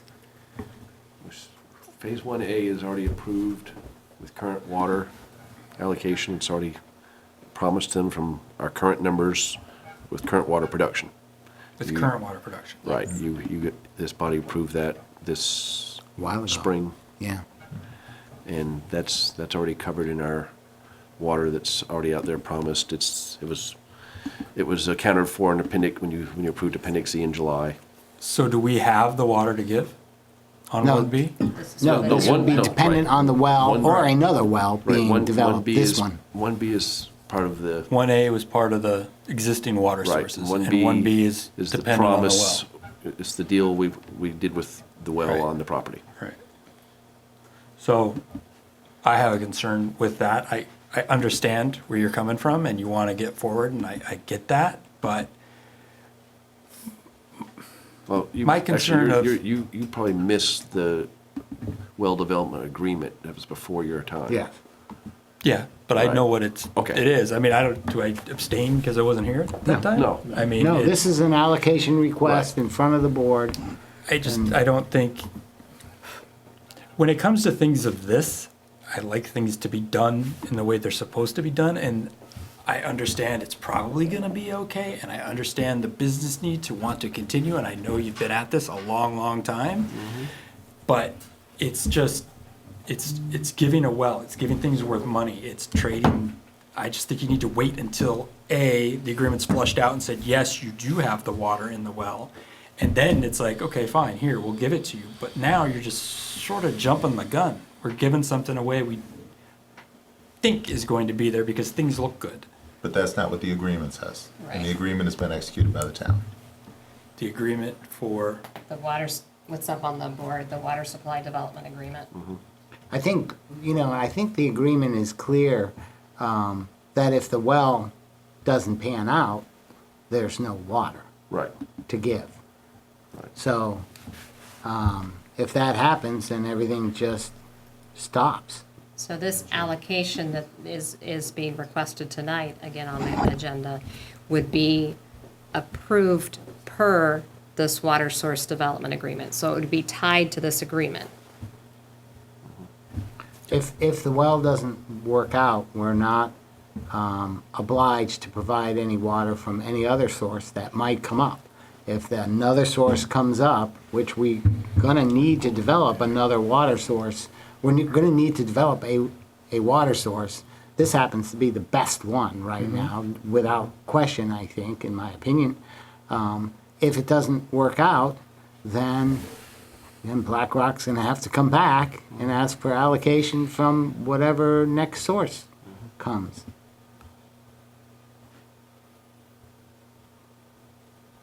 I'm satisfied with the agreement, I'm satisfied with the allocation. I think it's just the circumstance we're in, going through the DRB process, they have to have the allocation just so you can go to that next phase, Preliminary. correct? That is correct. So, I mean, that's why we came up with this agreement in the first place, because in my opinion, it's a win-win for the town, BlackRock. Maybe the situation is the DRB process needs adjustment so that you don't need allocation to move to that next step. I don't know. All I'm recognizing is that is where we are, why we are where we are today. Is because you have to have that water allocation in order to move forward in the permitting process. Seems a little backwards to me, but Well, I mean, there was a certain reason why we did it yeah, I mean, initially. I get it, because if you go through and there's no water to allocate, then you're sort of stuck in the middle. But in this case, BlackRock is taking that risk. so if we've already gone the water development plan, why are we even having this conversation? Because I still have to go through the process of applying under the terms of this agreement. In other words, we're at this because it's a situation of our own making. So we're figuring out our own solution out of it, or through it. It's really what it is. This keeps us everybody true to the process. I mean, that's what you're talking about. That keeps us moving in this process. If I may, the Water and Sewer Ordinance specifically states that if a application comes to the DRB, a preliminary plot or a final plot application that requires a water or sewer allocation and they don't have it, the Development Review Board is required to deny the application. It's actually in the Water and Sewer Ordinance. So what this would actually do is, by providing the allocation, would allow the Development Review Board to review this application. That's the reason right there. So then, I wasn't part of this. I don't know enough about it, so if anything, I'm gonna just abstain from it. Well, you know, I can't make, but you know now. I mean, that's your choice, I guess. so if I go through this whole development agreement and I find things that I would disagree with, Yeah. it doesn't matter. Well, That's did- true with right. everything that's in our Right. town government. All our zoning rules and all that, and all the state rules. So that's true. You could look through them all and then not agree with them all, but they are what they are. So this is an agreement that was approved by the town. And if you want to say it's not correct, then you could choose that it's not, there are issues with it and choose to, not vote for the allocation, I guess. But this agreement wasn't made by a small number. I mean, it went through a very thorough process. There was a very open process, a public process with it. So it wasn't a short. Not at all. And I think sometimes we forget what we're getting. Right. We've tried for 5, We punched 8 a lot of holes in years the ground. to try to find Expensive some holes. water. And now we have a source that's right in our backyard. And it's as close as any other source would be to the water treatment building. I mean, so it really has all the checks are checked pretty well for developing more water. Before this agreement was started, it was already identified by our hydrogeologist of the different well sites that we had, which one would be the best one to go with, and this was identified as the best one for the town because of those reasons. Phil, Yes, Alex? would it help, Jeff, if the allocation were granted with a recognition that it's a paper allocation and that it would and that it would be extinguished if the town chose not to pursue the well because of unanticipated problems? I mean, these allocations are granted for a 3-year period. I think that's what you'd be doing by granting this allocation, even though it's a special type of paper allocation. It would be good for a 3-year period. We'll know much sooner than 3 years whether this well is gonna happen or not. And that's what you're saying, Jeff, is like just a little bit longer and it seems like we're Yeah, gonna know. I know we've tested the well and it didn't meet the numbers that we thought. Right. and I was we're just wondering if it continuing, would which make is you feel fine, that's better if fine. that- I if just, that was No, it's- explicit in the allocation, it's- that it would come back. And and I'm sorry, it has tested to the numbers where we want that it qualifies. It So we does. continue to When drill did that to get happen? more. We We're talked gonna about that at the continue to last drill. meeting. Oh, because I yeah. thought it didn't meet. No, it does meet it. It's very clear that it meets the requirements of the agreement, Right. It the doesn't meet- minimum requirements. It doesn't meet the requirements to completely run a train by itself, but it does meet the requirements of the agreement. A train in for the waste, partial. in the treatment Right. system. There And were the- 2 numbers, Jeff. One Right. was, we'll take the well and we'll go look for another one to supplement it. And then there was another number that said, you hit that number and we don't need to look for another well. This Right. one is That's all what we we're looking need. for. And it's. And that it's- did hit the It's number in that- between those 2 numbers right now. So Right. it's, we want it, but it may not be enough. And we're Right. hoping it will be once Right. the additional drilling is done. The reason we're drilling more is just trying to maximize the hole that's already in the Yeah. ground. To get it so that it's the total number, so we don't have to go find. Well, another just the place. most water you can get in one spot is. Yeah. And the good thing is, if it does turn out to be a gusher, we'll end up with the lion's share because their 30% only goes up to 36,000 a day. There's a So cap. if we get a good deal more, their guaranteed allocation cut is gonna be less than 30% because it's the 36,000 cap. And if it doesn't? They get 30%. They're 30%. We're 30%. beyond Right, the but point then we where have it to go look for qualifies. another well, right? Right. We But would have to also cut the anyways, but development. But that's the whole objective. I know I'm frustrating folks, Yeah. but you know what I mean? No, I agree gotta, with you, Jeff. I gotta ask the questions, right? So, again, I'm the person that ends up paying for all this stuff as a taxpayer in the village. So I get we need more water, and I understand that. I'm trying to understand it. So it seems a little backwards, right? So we've agreed to do something, and now we're here to give an allocation on something we've already agreed to do. I You just said don't, it. You know? So. any more discussion? So we've already agreed to this and we're just kind of rubber stamping it now? We have this agreement here that says if if the well develops and that they give it over to us, that they get this allocation. So can you explain what Jeff was asking? If we've already done this agreement, Because because they have to fill out an allocation. We App- don't get to bypass the process. We Right. still Right. have to check all the It boxes. says, we will give them this allocation, now he's filling out the form and giving it to us, here's the allocation form. I see, okay. Right. He showed that he was within, inside the 30% of the estimated yield. And so at that point, it sort of is a bit of a rubber stamp. Really, I think according to the agreement, it really is. you could look at it that way. Right. As long as it meets the flow, the size, which it does. It's section 2C of the agreement that obligates us. Right, Right here, right. And, it's the one that's on here. and currently with the yield numbers Is it of 240? 93,600, What is it, 240 gallons a that's minute or something? that's is the raw. 260 is 130. And that 130 times 720 for 12 hours is 93,600. But the minimum threshold here is 160 well of raw yield, and we're Right, at 260 of raw yield. It's important to make that distinction. Right. Yep.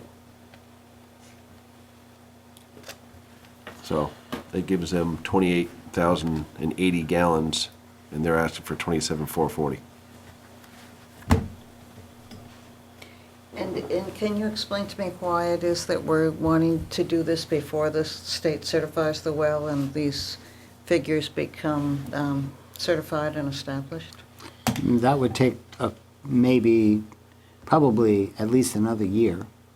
And So it's a time situation, is why we're wanting to do it Well, before it's really It's not certified. only that, but it's my $40,000 hole in the ground and 260 gallons a minute. Let's not forget that this is at our expense. We're not receiving any monetary compensation for it. This was the consideration for that well was the ability to move forward in the process. So there is nothing is free. So that was, we sought the consideration of these conditions as set forth in the agreement in exchange for drilling the well under these terms. So And for my own edification, what happens if that well doesn't pass the state?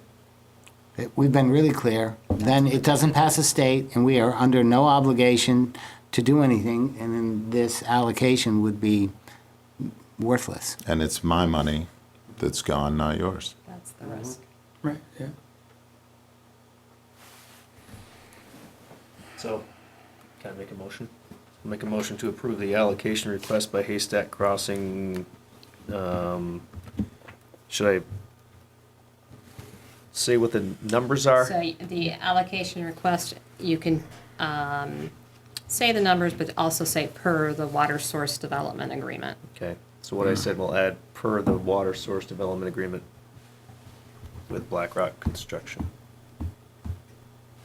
And I guess phase 1B would be 18,814 gallons for sewer and 27,440 gallons for water. Second.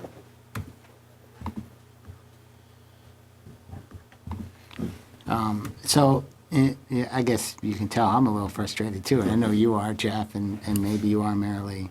And my frustration just comes from the fact we've had this agreement now for maybe a year, and we have kicked it around quite a bit.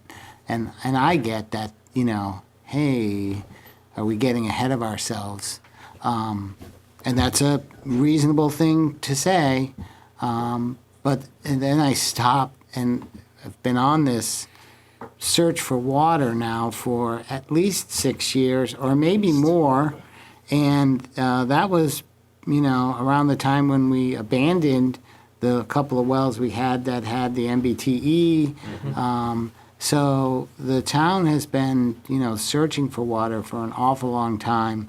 And while you could say BlackRock is getting a little bit, yes, the town is getting a little bit too. And that's why we have this agreement to say, hey, I'll give you this, you give us that. And so it seems reasonable. Just to clarify that, all they're getting is a place mark that, guaranteed slice. They're still paying every penny for that allocation. And they're not Yes. getting a free pass-through Right. system. They still have to Right. go through the process, like This, other applicants, the DRB process. the DRB, yeah. I think people forget, and I'm glad you mentioned it, the deal that we had with the wells and the MTBE was a bad situation for Hinesburg. So I think we really need to sit back and consider ourselves fortunate that we have now 2 good water sources and a great treatment facility. And, Yeah, a lot of it was and paid move for. forward, because this has been going on quite a while, and I think both parties, And a big chunk of that was paid for through that agreement money. yeah, well, not as big a chunk as we wanted, but. Never is, but, No, Yeah, but a you're little right. bit we from went into the it thinking we were MBTA. never gonna get it. Yeah. Right, Yeah. so. About Yeah, a half I million forget how bucks. much. I'm certainly in favor of moving forward with the allocation. Are there any more questions or comments? All right, so we have the motion. All those in favor say aye. Aye. Aye. Aye. All those opposed say nay. No, I'm going to abstain. Okay, and abstentions, 1. All right, so it's, we got that? Val? Yep. All right. Any comments? All right, thanks. Thank you very much. It's been a pleasure. We'll miss seeing you back. I'll find some reason Come back to and come visit back. sometime. Oh, Where's the champagne cork, Yeah, I right? know. I'm still on, so I'll let you know when. Okay.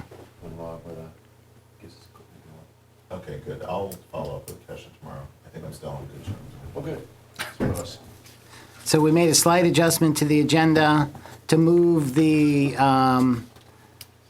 purchasing a used angle broom is going to be in front of our, 8 and 7 are swapping. right, planning and zoning, Municipal planning grant. yeah. And what's your title, Alex?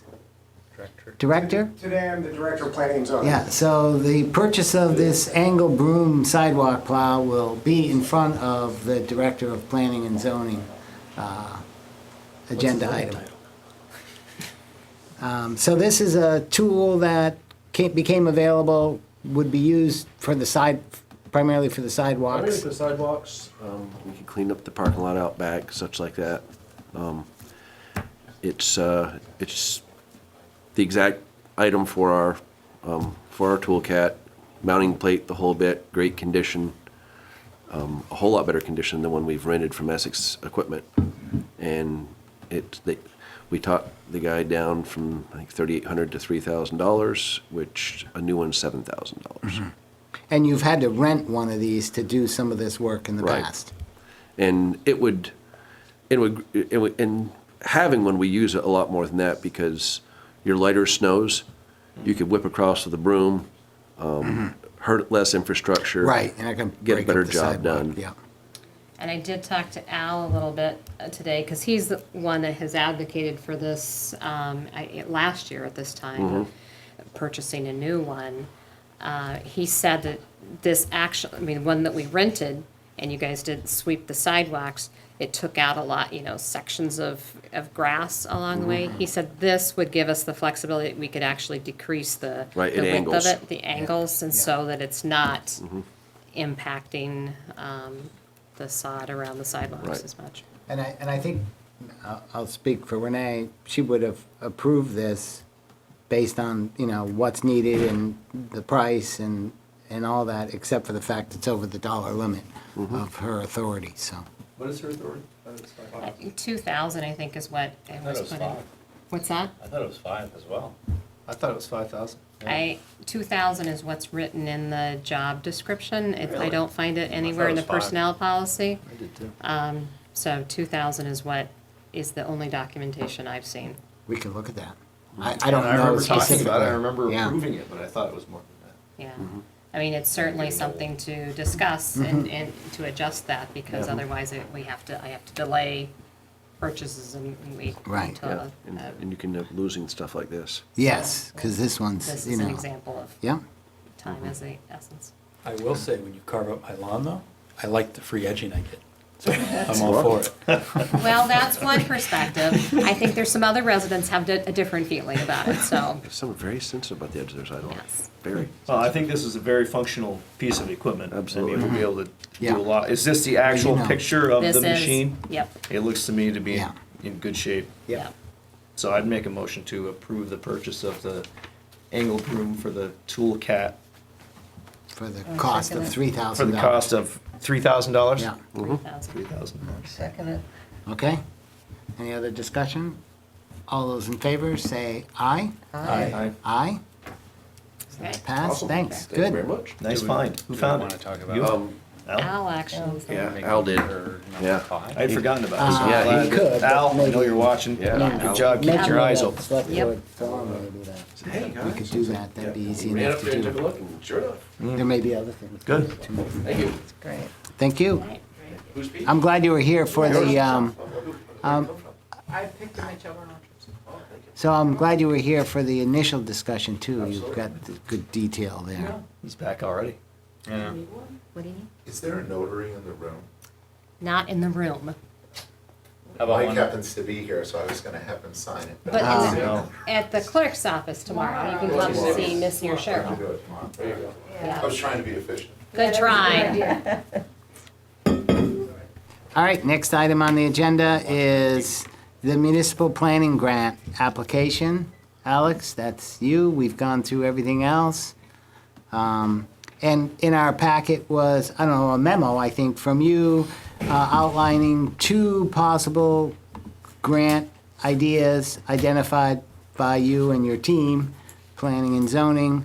One, well, I'll let you describe the 2, I guess. Yeah, I'll just be very brief, since you've read it. It's a synopsis of 2 project ideas. This is a grant we apply for every year. It's really the only dedicated planning money that the state of Vermont doles out to municipalities, but unfortunately, they don't give us a straight allocation the way they do with highway funds based on your road mileage. They make us compete for it, and we compete within this Chittenden County region, which is the most competitive region because there are so many municipalities with heavy-duty planning departments. In any case, the Planning Commission and I discussed these 2 projects. The first one is to hire some consulting horsepower to help us add some illustrations and graphics to the zoning regulations so that it's not just all words, but that when we propose this next set of changes to you regarding architecture and streetscape design, that there would be some pictures to actually show what we meant by that. Everyone seems to think that's a good idea. We don't have the budget to really hire someone to do it, so it would be a good grant project for that. So that's the first project idea. And based on some estimates we got last year when we also applied for a municipal planning grant for a more comprehensive version of this project, it looks like it'll be somewhere in the $10,000 range or less. And the maximum grant award is $22,000. So this would be well within the grant range. The second project idea is similar to another municipal planning grant application that we made 2 years ago for a fiscal analysis. That one 2 years ago was focused on the wastewater upgrade and sort of better understanding all the numbers related to that. This proposal is a reworking of that to be broader and looking at all of our capital infrastructure based on feedback that I got from the state agency who reviews and doles out these monies. They thought that would be a more competitive grant than just having it be wastewater focused. And it also syncs up with the Planning Commission's recommendations to you when they delivered the official map proposed revisions, where the first part of that 3 or 4 page memo said fiscal considerations. We think there's some fiscal planning we ought to do in conjunction with official map and putting, marks on a page or on a map.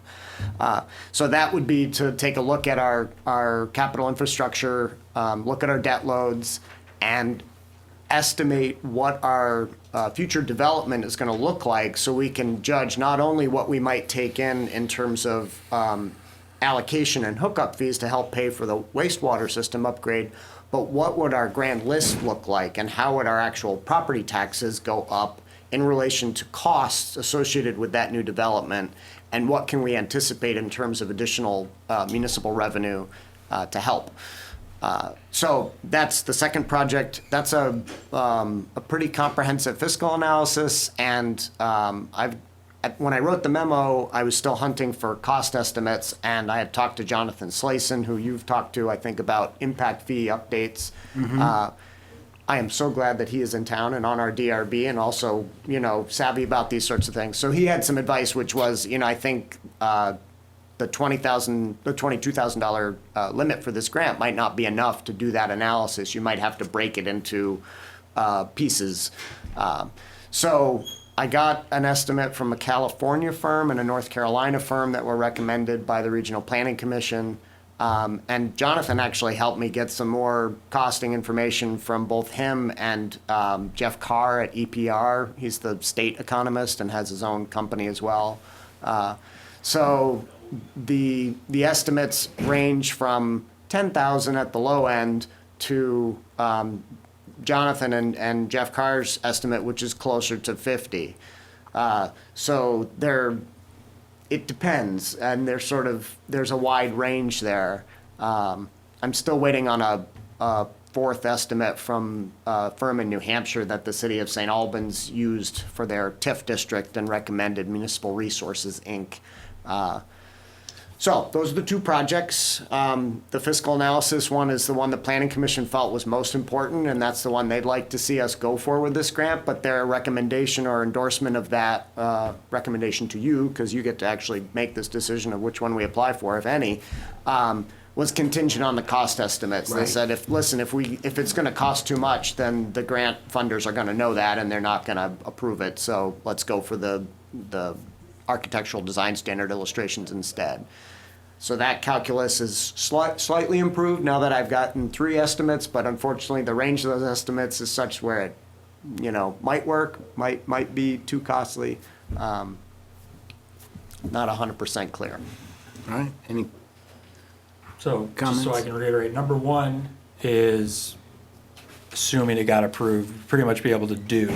Yes. And number two is the more preferred one, and I understand why, but there's the risk of it being well over, and either they deny it for that, or that we get the grant, and then we end up having to do a much lesser version of it because we can't afford the full-blown analysis. Unless we're able to leverage additional funds. John Kadash asked that at the Planning Commission meeting. He said, aren't there additional revenue sources we could go after to supplement the municipal planning grant for this project? And I said, good thinking. Unfortunately, I haven't beaten those bushes ahead of time. I'm just focused on the municipal planning grant. So maybe that might be a possibility after the fact, but we've got to be able to make a compelling grant application that shows that we have a realistic budget. Right. And I can present them with the 2 estimates I received from the out-of-state firms that show we should be able to do it within that range. But I respect John and Jeff Carr at EPR, and so I'm a little cautious about that. Mm-hmm. So Alex, we do this every year. We don't always get the grants, but what other projects are you currently working on? Planning projects, not necessarily that have been approved for grants, but other things. Right, so the architectural and streetscape design standards is the project that's occupying the Planning Commission's attention right now. And additional projects that they would work on would include an update to the town plan based on a revision to the energy chapter that the Energy Committee's been working on with the Regional Planning Commission for several months, and they have a package of changes to Chapter 8 of the plan. So that's going to come in front of the Planning Commission and be a project. Hopefully not a difficult one, because the Energy Committee's done all the heavy lifting. And then the other one that's on their plate is the update of the allocation system. So we had talked about that previously, Yes. and Yeah. I need to get in front of you to talk about a framework for that. But on the zoning regulation side, this whole scoring system that the Allocation Committee recommended, that you said, let's think about that, the Planning Commission has to vet that and go through a public process. So that's actually what's probably the most pressing. It's actually going to be the topic for next week's meeting. Yep, so that'll be another project. And we have others that, are in the queue but are behind those 3.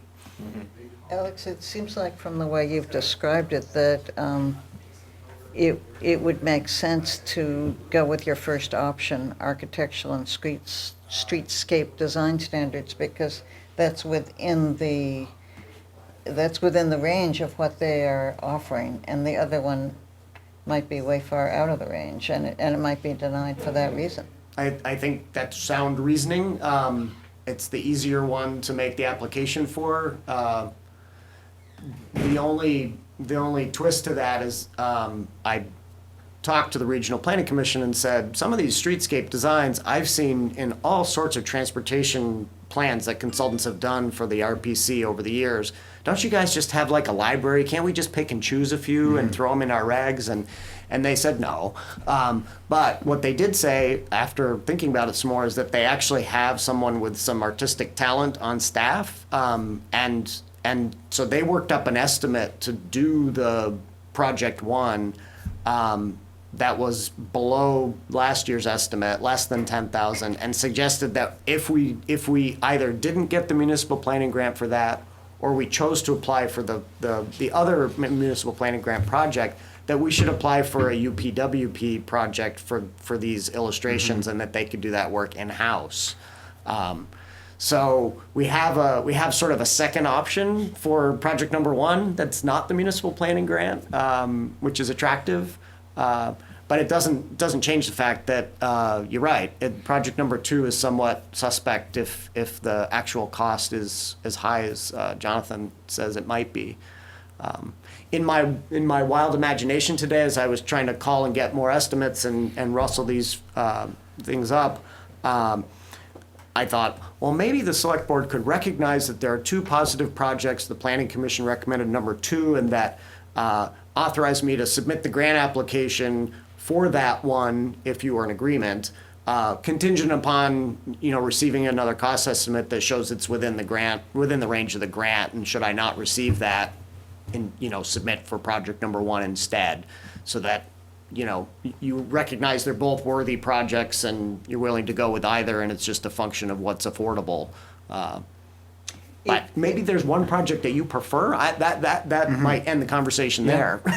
If Jonathan Slason and the other expert that you respect both thought that it would be much higher, I would tend to trust those estimates, and I would tend not to trust a lower estimate that you got to do the project, because the quality might be poor. Yeah, I agree with you, Marilee. It's not that I want to diss these out-of-state firms, but they don't understand our situation or Vermont municipal situations quite as well as John and Jeff Carr do. So I'm with you on that. I wish that my email had gone through to the Municipal Resources Inc. in New Hampshire, because St. Albans recommended them. They seem like a perfect firm for this, and when I contacted them this week to say, hey, I sent you an email a week and a half ago, I haven't heard from you, they said, yeah, it looks like it didn't come through, or we're so sorry, send it now and we'll pass it along to the president and he'll get back to you. So the grant deadline is October 1st, so Right, there's which is- time. yeah. There's just not time to meet with you again. Yeah. Well, I mean, we could, if we were forced to do something, we could do an early morning or something. My problem with number two is that I constantly think back, not constantly, but I do occasionally think back to the population estimate, growth estimate that we were gonna have 10 years ago. And I think we did some village design or whatever around it, and it turned out to be no growth in the population. Right. And the estimate was 10 or 20%. Well, So- not that much, but you're right, it was very different from the reality of zero. And I can see the same thing happening here. So I guess if I had to pick one, it would be number one. Seems like it's the most fitting, and it would do us the DRB the most good to have that type of information if we're gonna go that route. Aaron, any comments? I like how you tie in the town plan goals and the number, the specific goals in town plan that we try to, priorities. Right. That's the word I'm trying to come at. And maybe you do that because it's required for, that's Yes. what I'm assuming, The right? grant application Yeah. requires that Yeah. connection, and the more direct it is, the better. Exactly. More points we get in Exactly. scoring. And, you know, I don't need to dissent from the group here, you know. I think that's fine, you know, if you got one for sure, you got, number one sounds like it could be a for sure, number two, maybe is, maybe isn't. High probability. Yeah. Higher Exactly, higher you know, so, probability. you know, I'm in the majority on that one for sure. Yeah, I think, and I would sort of say the same thing. I like number 2 a lot because that's good information that would help us do a better strategic job of the town planning and budgeting and all that. But it might need to be worked through a little bit. There's no reason why we couldn't do it next year.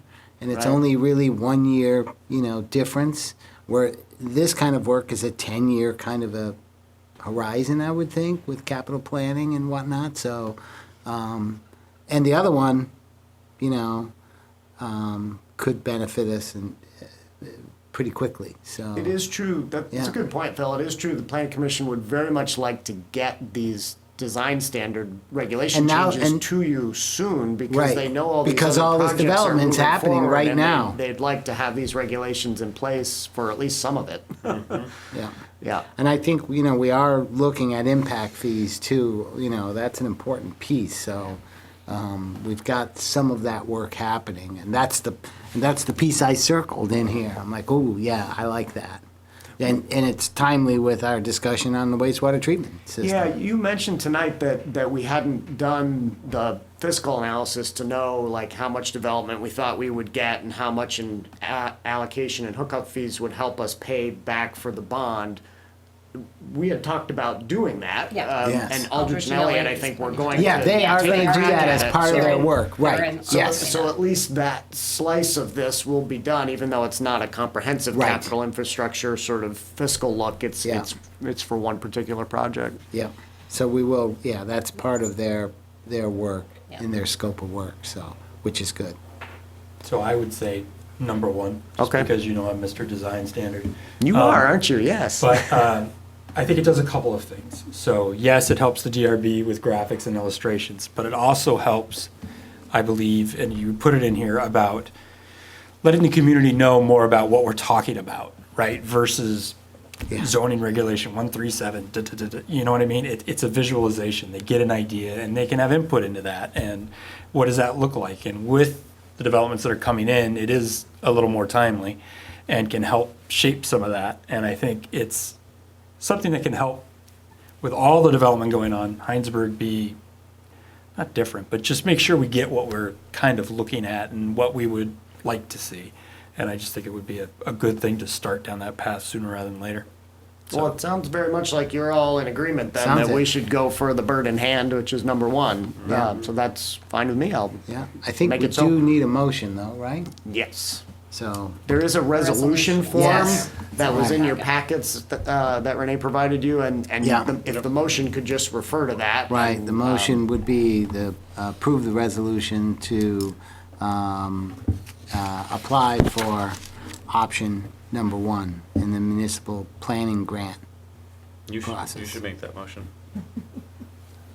Still learning how to make motions. You just make the motion. I'll second the motion. There you go, Jeff. There you go. Is that all right, Val? Yep. You got that? All right, any more discussion? Thanks for the, bringing this forward and explaining it very well, and I think that was helpful. So- You're welcome. All right, all those in favor of going for number 1, say aye. Aye. Aye. So, Great. Do we all need to sign this? Yeah, I think so. typically it Yeah. just circulates on the table. Yeah. Do you have a hard copy, Renee, or would you like mine? You can, yeah, I'll take that one. Okay. Yeah. just There you go. read it over closely and make sure it's the right one. Yeah, make sure it's the same version that was on here. All right. Great, and I think that's it. Thanks for staying late, Yep, welcome. and allowing us to get that angle broom was critical. We'll name it after you. Next item on the agenda is Town Administrator Report. I think you gave us a written one. Yeah. Or, and is there anything you want to add, or were there any questions? I guess It was in that summary. yeah. Oh, yeah. I'm just gonna take a Speed quick bumps look on at it. sidewalk, that's cute. So I guess I can give a little bit of an update on the Village North sidewalk, which is what I seem to have to Yes. do every single meeting because it always changes. You're working on it. So as I noted in my email to you, yes, there has been many speed bumps. We're at yet another one. But since I sent that email out or that information out, there has been some progress on it.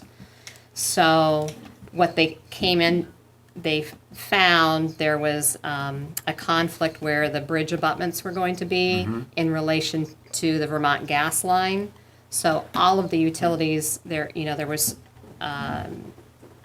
were supposed to have, they, worked through this with the plan. So the plan was, designed around all of the utilities. Somehow that got missed, whether it was, our design engineer or the DigSafe when they did, to determine exactly where it was. So now they're working through how to mitigate that. I think they have a plan. They do. I just saw a plan come in today. That seems to be reasonable. All parties agree that works. Because of all these speed bumps, now we've run into the deadline for the working in the stream. And so now they're having to work on getting an extension beyond that deadline. So they had to do it in there in the summer when it was low Yeah. flow or something? So I think that they might be able to get that. So it looks promising that maybe we can start again. But all of these speed bumps have been a little frustrating for the contractor. Yeah, I Because, bet. they've had to keep reorganizing their work crew, and they have other jobs that they're putting off to try to focus on this one. So, at some point, if these speed bumps don't stop, that could be really problematic for us. So hopefully, this will be resolved shortly, and they can, Parker Excavation They've can laid down continue. that black rock. Yep. And is the next step to put down, So what they really concrete? need to work on now is the bridge abutments. So that piece is the step that needs to happen now before any concrete gets laid. The concrete would probably all happen at once, so they gotta Right. go all the way to the mobile Yeah. station first. Right. So this is where they really can't be doing work around this, waiting for this to, because this is an important key piece. They So, put another piece of fiber over that black. yeah. Maybe, yeah. But again, they have to get this piece done first. So I think they have a new plan. The design engineer just sent a revised plan that communicated with Vermont Gas and the structural engineer, and they all agreed this works. Good. So to get that proved, but it's getting the request to, extend that deadline to work within the stream. So, Well, appreciate you. Originally, this project was not a town-run project at all, but now it is. And obviously, I think we've all learned our lesson. Not that we wouldn't do it this way again, but we understand how much work it is to manage the project. I think originally, when the project was done, there was money in the project to manage it. In this case, next time we will make sure there's money in the project that comes to the town if we're managing it. yeah. So, but we do want to keep moving forward, and thank you for doing that. Anything else in the packet? I had one question, was just, I know I've asked you, I think this week, the income survey, about how long will that take, do you know? Well, I just got the list off to RCAP, who's doing it. We are gonna send a stuffer in the bills so people know that the survey is coming. Okay. And then once that is out, we should most likely have that survey in the mail by the end of October, beginning of November. Okay. So And this then- might be by the end of the year kind of thing, by I- when we get the I information? think it's actually hopefully gonna be before that, Okay. maybe like even the middle of November, end of November. So this is something people fill out and then mail it back? Back to RCAP, not Okay, to us. yes. So obviously, there's some advertising and all that. Yes, Yeah. yes. Okay, so It's we a- would encourage people to fill it out, so we get gotta have a certain number of them to be valid, I We would need guess. 20%. 20%. And we need to To fill prove out, that or it's we've electronic? sent it to everyone Yeah. in the sewer service area. It's I'm sorry, paper? acronyms, RCAP? RCAP is It's the consulting resolutions firm. for community assistance, something. Okay. Yeah. Close enough. But it sounds like it's a hard copy, paper copy. I'm Yeah. sorry. it is- Yeah, it's a Yes. paper copy. They It is a can't go paper copy. online and do it. Yeah. Right. Correct. Right. Okay. For authenticity, they want it that way, and keeping security. Yeah, of course. All right, is anybody? I saw there's job postings. Yes, so, I can post those if you have descriptions or whatever Yep. you want. yeah, You know what I mean? right now I'm working, so I have Just let me know. the winter sidewalk maintainer. I can advertise and can send that to you now. I'm working with Chief Cambridge and Sergeant Casco on the police admin position, just to make sure that the current job description fits.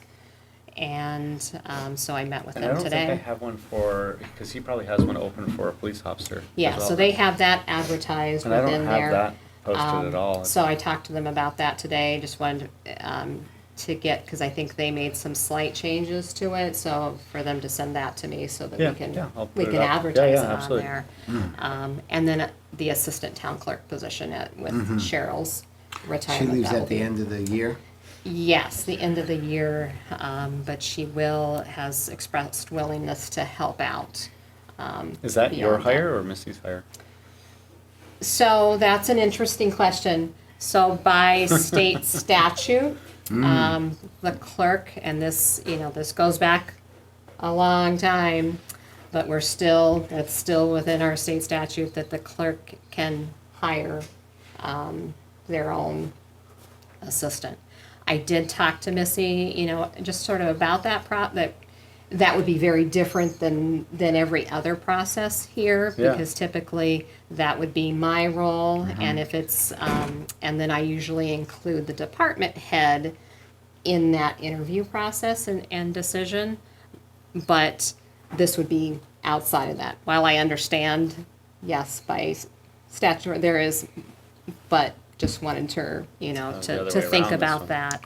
Should be a collaborative, I imagine it Yeah. should be a collaborative So process. so we have been talking, and, so I think she's comfortable with doing it that way, where her and I would both be doing the interview and advertising it, rather than just choosing someone and putting it in the role.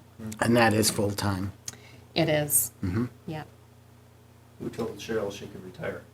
No one did, no one did. Good question. She has this little counter on her desk that counts down. I keep wanting to take the clock and play with the numbers, but she tells everyone every day. Is it Yeah, December I was 31st? there and she talked to me. What's that? December 31st? Is that her retirement day? That's her retirement date, but again, as we've moved on, I think she's expressed willingness to Missy, because Missy was, saying it would be really helpful to get, for voting in March, to get some help, and so she is willing to That's come back nice. and help Yeah. out and assist with things, so. And it'd be nice you to know, have a little bit of overlap too, Yeah. so, Yeah, even if it's only a couple of weeks. So it is feeling like fall with these cold nights and that budget season. And when I was on the phone in that wonderful island at our last meeting, then people suggested that you could just kind of turn the wheel. yes, and I did, and actually, I meant to send And give that out people to new you, but I assignments. brought it with me so I could at least let you know what The big groups. reveal. The big reveal of all the different topics I've been, there we That go. was on my All right. Select Board form. So, Item. I have Aaron with the Select Board, Town Administrator, Buildings and Facilities, Recreation. That was Tom previously.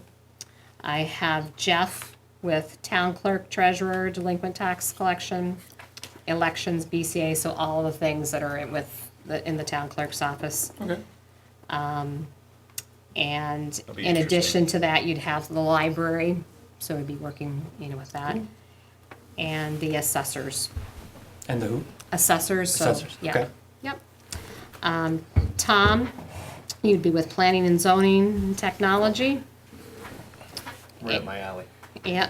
I got that one figured out last year for you, so. you just Phil phoned it will in. move to Police and Fire.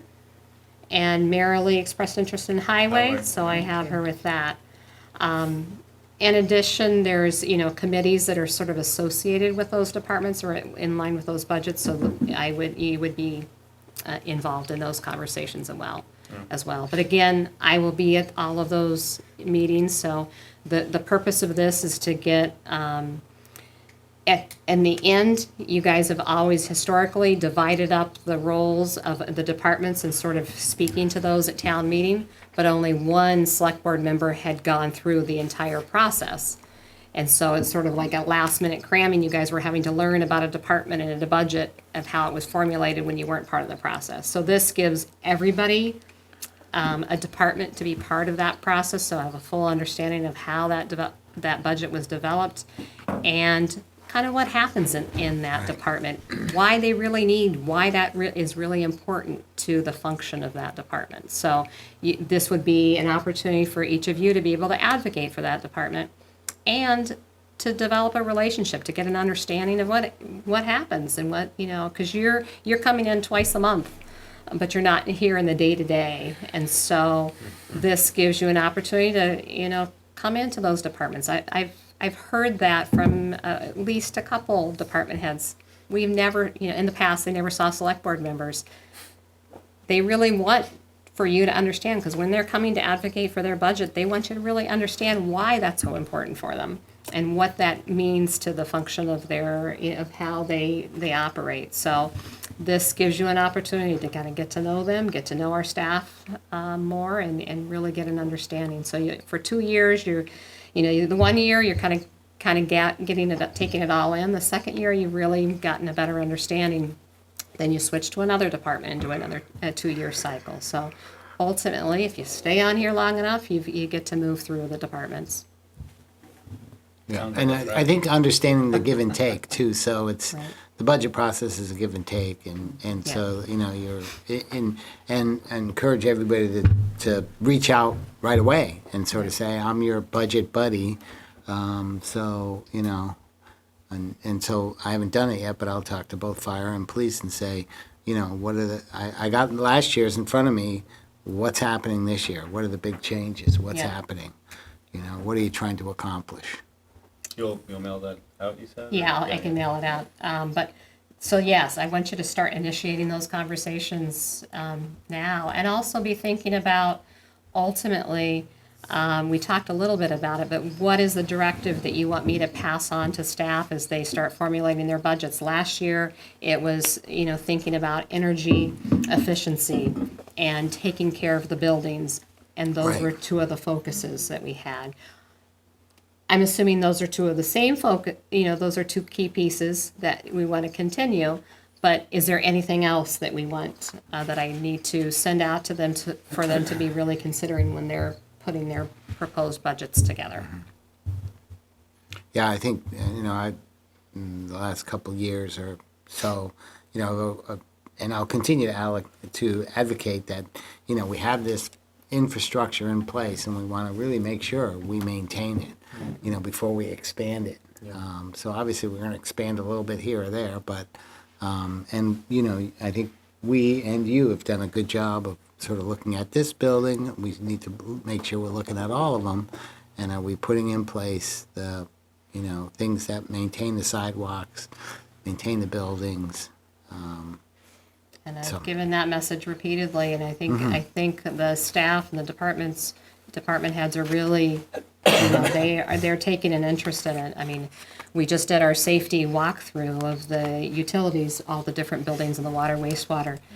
They have worked so hard on making changes, working on the buildings that they have, and cleaning things out, fixing things up, and I think they're taking a lot of pride in that too, and they're seeing, wow, here's some more space, we can use this more efficiently if we do this, and so they're working on maintaining things. I was meeting again with the Chief Cambridge and Sergeant Casco and talking about, we had the I had someone come and put the roof guards on so that the snow and ice aren't falling onto the entry Yeah. points of that building.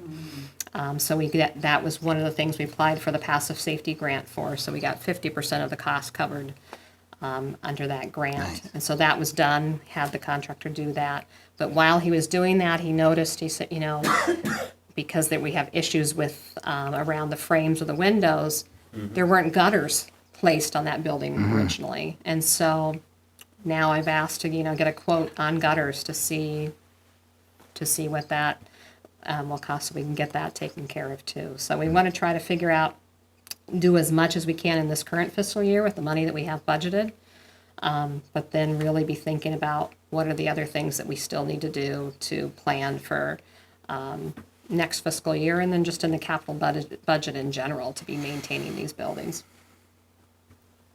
So that's a big piece of the capital budget planning, to really be thinking about what we have right now, making sure that we have all of those things accounted for, and whether are we appropriately putting money aside little by little incrementally so that we don't have these big jumps.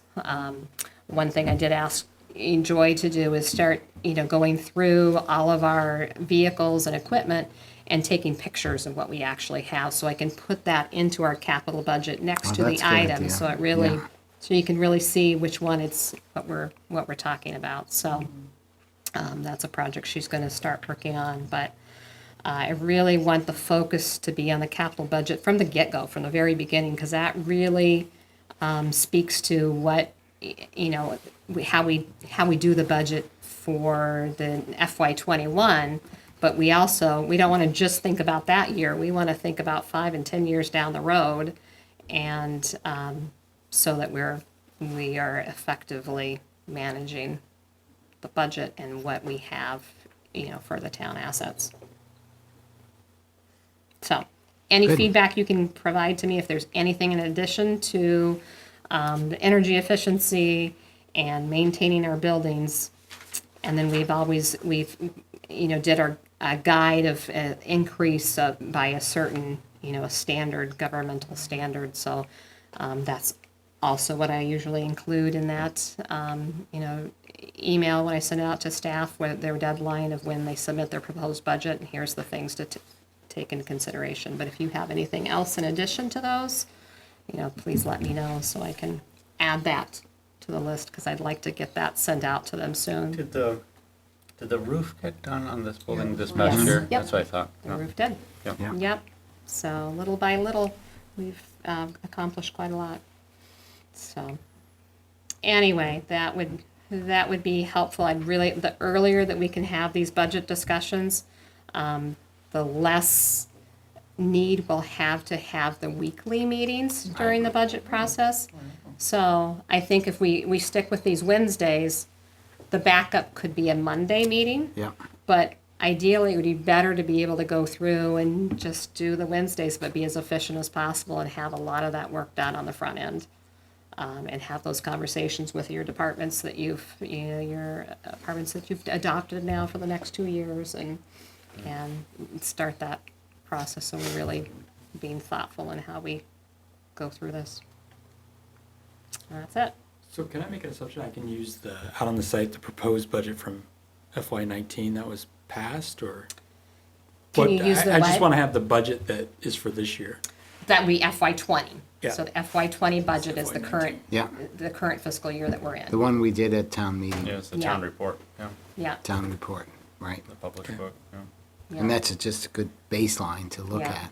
And then another good thing to look at, and I think I had in one of your packets at the end of the fiscal year, is just where we sort of Right. finished off at. Obviously, that changes a little bit because there's some things that continue to happen that Missy and Joan make corrections to, but that's a pretty good point to look at, and I can certainly send you another one just Well, to we see if would they've get made any one changes. at the end of September and Yes, October. We yeah. get the first quarter of this budget, and some things are, kind of your salaries you sort of burn through mostly Yeah. evenly, but salt and sand happen, you know, in different times, so. One thing, and it's an ongoing conversation, but again, this is gonna be a significant one for this year, is health insurance. Blue Cross and Blue Shield, I mean, they got approved for a rate hike, so it's a considerable one. Yeah, so we'll be impacted by that. Yeah.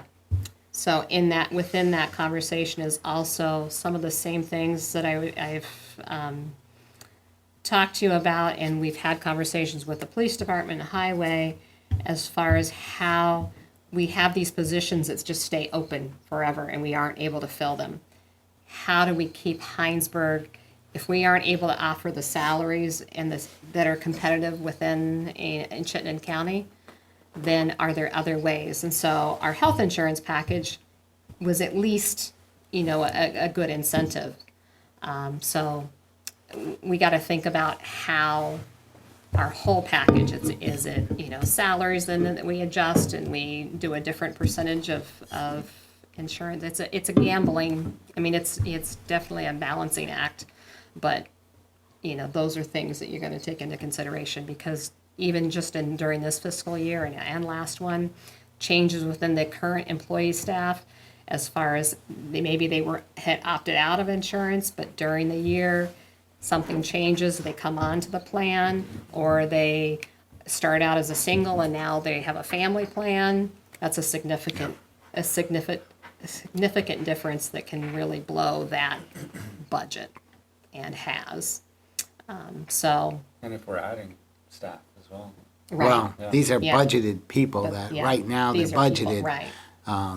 But you don't know how much health care they're gonna need, family or just single, or. Right. So that's been that way, so there's some, it's a little fuzzy on what that is. We do the best job we can to estimate what it will be. So anyway, those are. All right. Any other questions for Renee? Doing a great job. Enjoyed you. Select Board forum? I just have a quick one, based on an experience today. I caught two guys snooping around one of our properties. Ah, I reported the truck to the police, and I actually followed the people until the police caught up, scared them out of town. So they got a good idea what the truck looks like. But there's been a lot of this crap going on, so everybody keep your eyes open. yeah. What's And the, read Front Porch Forum, all the details on the vehicle, and the license plate number is all there. okay. So, And what's the saying that they say, report? If you see it, If you see it, report it or something. like that. Yeah. if you And see that's- it, say yeah. it. this was in the middle of the day. This was like Yeah, quarter yeah. of 1 in the afternoon, Right. so. Yeah. Yeah, You see something suspicious, report it. right. Do we want to talk about the limit that you are authorized to, Not tonight. Yeah, I mean, I would suggest that maybe, Renee and maybe myself, we could just sort of take a look at that, and if there are any changes, we could approach that. because we're and thinking others. it's 5, but it's only Yeah. 2, Right. and this was only 3. Yeah. We didn't really need to do this, you could have done this, and there's some efficiencies there. Yeah, Yeah. So definitely, Yeah. whatever that process needs to happen, if like, do you figure it out and let us know kind of thing, or? Yeah. Yeah. Yeah. That'd be good if we What's I need, think you're written coming is up to your 2000. second year anniversary anyways, right? October. Yeah, Well, so that might be a good depending time if you to look at like, October, if you look at May. yeah, right, I'm looking at May. Yeah. It's been 2.5 years almost. right, that's right, Yeah. gonna yeah, have like 8. right, Right. officially too. Right. All right, any other select board Yeah, I'd forum? like to say something about the ambulance. We all got this letter from Al, and Al has been so patient. He was telling us about this ambulance need, I think 2 years ago. Yeah. And he really has done everything that he could to make it happen and make it move forward. And personally, I'm frustrated that it's taking so long, and it is because it's much more complicated. We've run into complications that we didn't expect, and every step seems to have more steps and more things to understand. But I really would like to move forward. I think we had these experts meet with Al, and that was really helpful. And I think I was talking to Phil, and I think it would be good to have the committee meet and come to a conclusion. The committee was helpful, but moving forward, I'm not really sure that they will continue to be helpful. So I think it would be good just to tie up that aspect. And then to get the finances really clear. Al has submitted some budgets, and Zeke has offered to go over that. I think that would be good. And then to have public meetings, which Al had wanted to have in September. That's not going to happen, but maybe October, November, because it's been on Front Porch Forum a lot. People have heard about this. They're wondering what's happening. And it's time, I think, to explain as best we can what is happening, what the issues are, what the costs are going to be, because the costs are a major aspect. And then I think it would be good to have it be a question at town meeting that voters can vote on. Potentially, yeah. So I'll just give you a little update. I did talk with Phil about that a little bit today. I did invite Al to come stop by my office, so he did. I got a chance to talk to him. I wanted to, so we have the meeting. It's set up with, different professionals in Chittenden County, so both from the private run ambulance services and the municipal ambulance services at the table with our professional, Al, for the fire department. And the idea to have the select board members there present, to get a better understanding of, one, do we have everything we need already? Or, how close are we? Do we have everything we need to start that ambulance service today? Or are we close, but here's the steps that we need to take to fully get there? Or are we so far away from this that maybe we really do need to be exploring other options? Just to get those questions answered. Because I wasn't part of the ambulance committee process, my understanding is there were a lot of concerns raised, a lot of conversations that happened from different people. I want to bring it all together, get it a very open conversation, and so that was part of the goal of that. However, as I I sort of running the meeting, but what I heard and kind of what I saw from the conversations is I got a lot of different information from the private ambulances versus the municipal ones. And so I want to understand, and I don't know that I felt like everybody was fully, like we were completely getting to the bottom of it.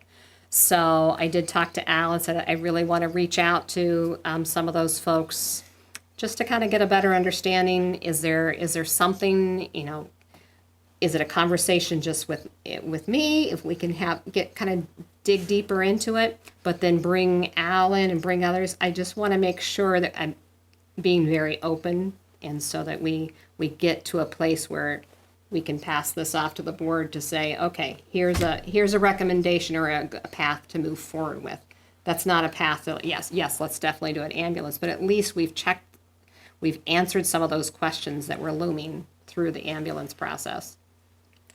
So to summarize, I think, along with Marilee, and so Renee sort of grabbed a hold of this to try to, I'll say sort of independently get some information. I think that, so this might take a week more or so. Then I think, at some point it might be good to bring the committee back and say, here's the information we have, get some additional input or some additional discussion. And then at that point, begin to sort of show, here are the 2 or 3 options and here are the key points. Right, yeah. This effort right now isn't to make any decisions. It's to give you guys the information. So do we put this back in the hands of the ambulance committee? Is that the right place? Or does it go, are there some other steps that would be best to, move it forward? So just to remind us, the last meeting of the ambulance committee, everybody felt that we really needed to have some professional consultation. So Yeah. that's what That could be an option. Yep. Well, no, that's what Renee has that's been what doing. we're Yeah. Right, working okay, on. This fair is- enough. Yeah, yeah. Okay. So I don't want to Renee, have too much discussion without any, being a warned item. It is an item that has a lot of concern, and there's been some discussion that we discussed this without, properly warning it. But go ahead. I mean, I think it's reasonable to talk about it. We're obviously not making decisions, but. right. If you do, I'd love to be included if you continue to have meetings. Sure. And I'll say, You mean because it wasn't on the agenda? Right. Yeah. and I'll say again, I think I've said it more than once to Aaron and yourself and Renee and Al. I just talked to him on my way in just now. I naively thought that this would be pretty easy. We'll get the information. Here's a couple of options and, pluses and minuses, and we could, but it's a very, very complicated, discussion. I'll talk again with Al, but I want to make sure he and our volunteers don't get too frustrated with the process.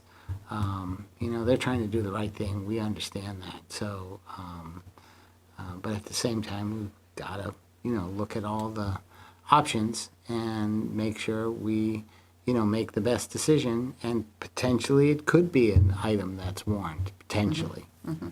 So. Yeah, so this conversation right now is just sort of an update of where Yes. we are and what's happened. Right, It's and no, I that's want to good. reiterate that Al and the whole fire department, they're really dedicated to doing what's best for our town, and any way we could recognize them and appreciate them for that would be great.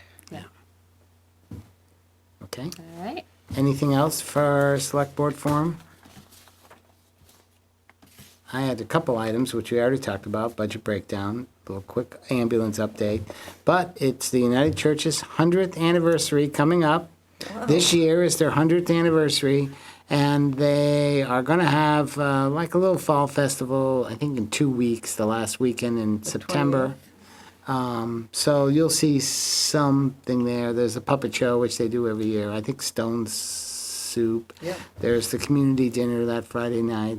And there may be a little dedication, maybe a bench and a tree planted.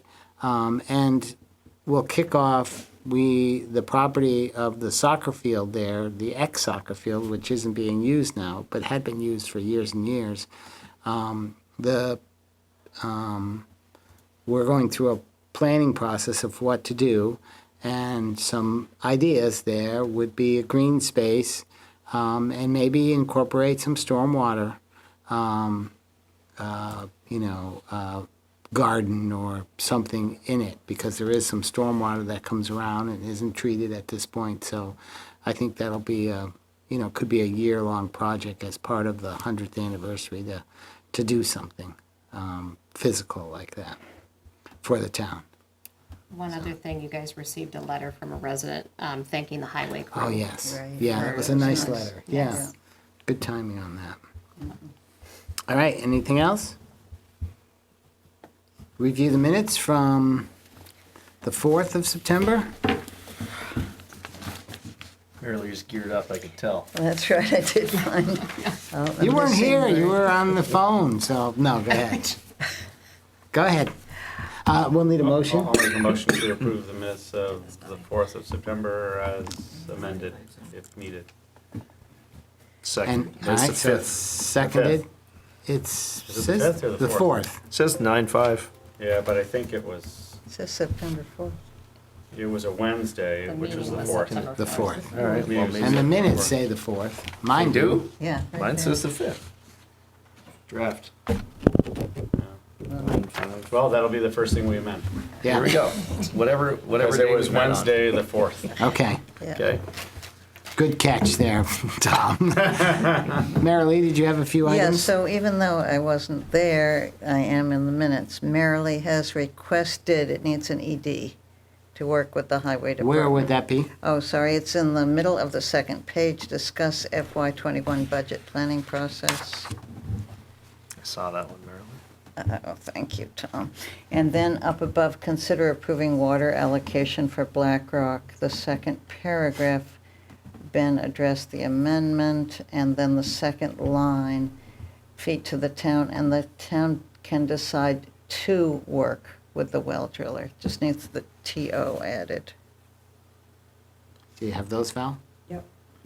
And then towards the bottom, above Select Board, on the Town Administrator report, Renee met with, I think it's a representative, or was it representatives? Representatives. Okay. Yeah, plural. So, good, so it needs an S. Thank you. And right below that, where it says Select Board Forum, there's 2 C's in Select Board. Oh, yeah. Oh, wow. Good I did. All starts to blend Is together. that it, Marilee? That's all I found, yep. I had one item on the first page, consider approving alarm ordinance. About halfway down, Chief Cambridge brought up the speed limit. The school raised the limit to 35, but it was originally 25. Phil proposed action on this at the next meeting, and I thought I had said, should we wait and do it at the next meeting because we like to have time to do it? But I think then the board said, I think we can go ahead and approve that. I don't know if we had a motion, but we said, yes, go and change the speed limit to be what it should have been. Yeah, I don't think you did an motion because it was already, that was the speed limit that was supposed to be established. So the sign wasn't representative of what the Right. actual speed limit that was set for that road. So while Phil did propose action on this at the next meeting, the board chose to inform Chief Cambridge to move forward with the Yep. correction. Anything else? All right. All those in favor of approving the minutes as corrected, say aye. Aye. Aye. Tom, you? I said good? aye. Yeah, all right. Muffled. Motion for the warrants. I'll make a motion to approve the warrants as presented by the clerk to include the payroll. They're behind me, Right there, yeah. and they were reviewed. All right, so any comments or questions? All those in favor of approving the warrants, including payroll, say aye. Aye. Aye, so that's passed. And we have no reason to go into executive session. Will you entertain a motion to adjourn? I will. Seconded. Okay, all those in favor, say aye. Aye. Aye, thank you. Jeff? I said aye. Okay. You know, you forgot to take the break. Huh?